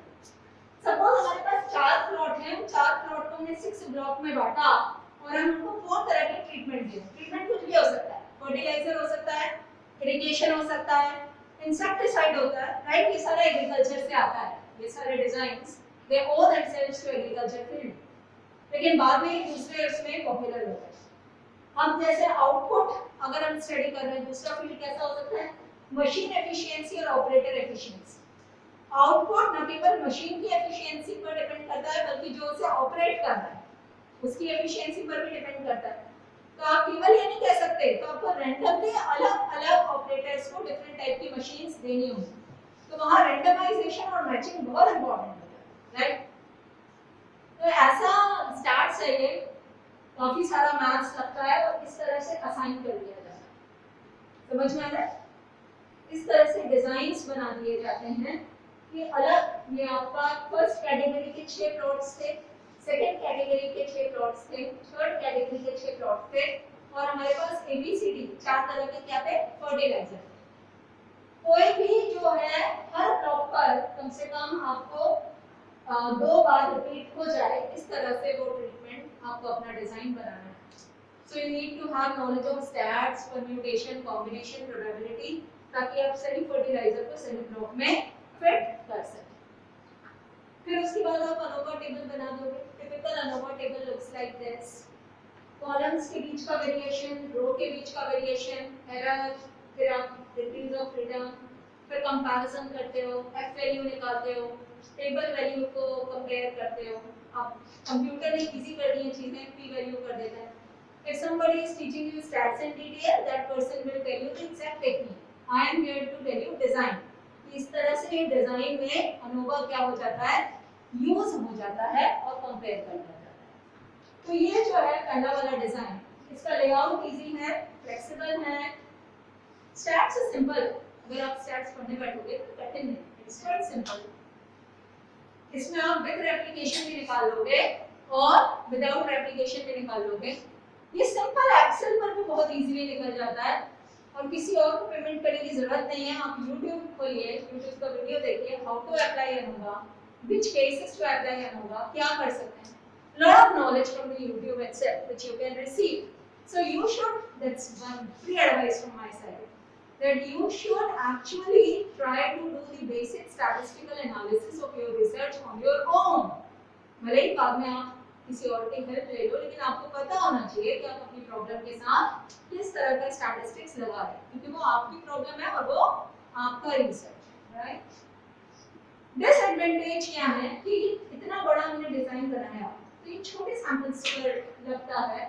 जनरली हम ये देखते हैं कि होमोजेनियस एक्सपेरिमेंटल मटेरियल्स पर लगता है।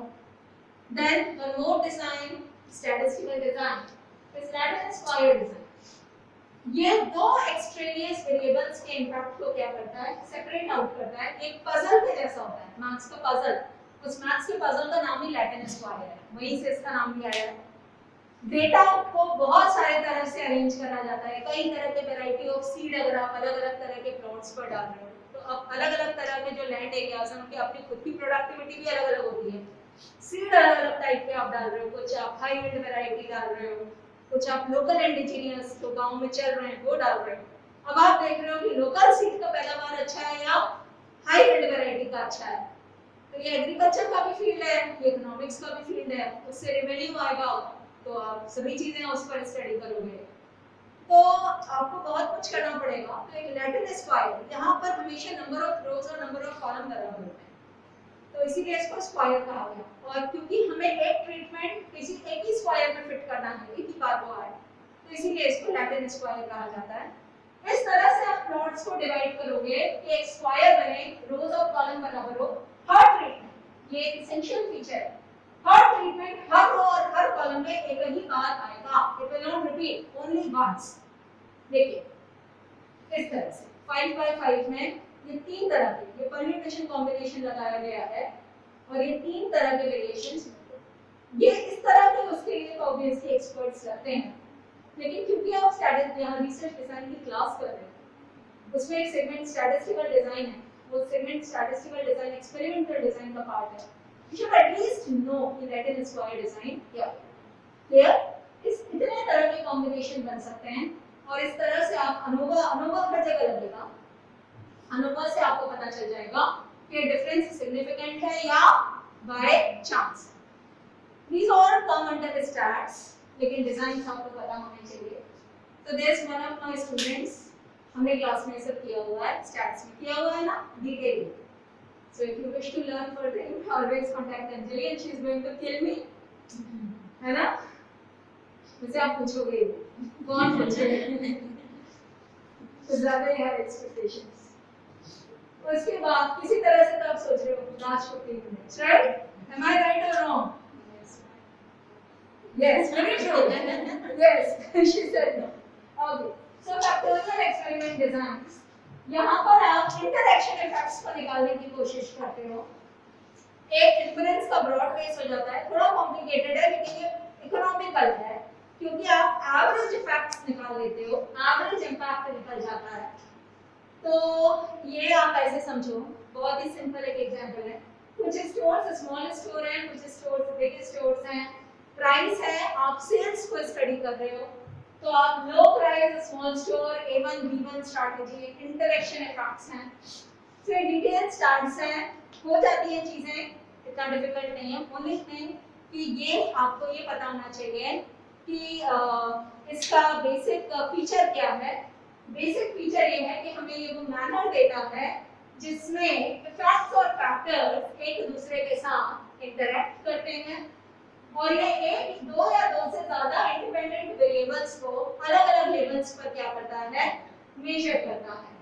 तो आप जो साइमल्टेनियस, जैसे मैं आपको एक एग्जांपल दूं, आपका जो यील्ड होता है क्रॉप का, ठीक है, उस पर फर्टिलाइजर का भी असर पड़ रहा है, उस पर सीड वैरायटी का भी इम्पैक्ट पड़ रहा है, उस पर इरिगेशन का भी इम्पैक्ट पड़ रहा है, ठीक है. लेकिन उन तीनों का मिलकर के भी एक इम्पैक्ट होता है. मतलब आप हर इम्पैक्ट को आइसोलेट नहीं कर सकते. जैसे कि आप अच्छा पढ़ रहे हो, इसमें आपका कई चीजों का इम्पैक्ट पड़ता है. टीचर कैसी है, यूनिवर्सिटी कैसी है, उसके बाद सेमेस्टर में वो कोर्स कैसा है, और वो तीनों का जो एक कॉम्बिनेशन का जो मिक्सचर बन जाएगा उसका इम्पैक्ट कैसा. एक डेडली कॉम्बिनेशन बनता है जब वो तीनों चारों चीजें इंटरैक्ट करती हैं. तो जो इंटरेक्शन का इफेक्ट है वो आइसोलेटेड इफेक्ट से क्या है, डिफरेंट है.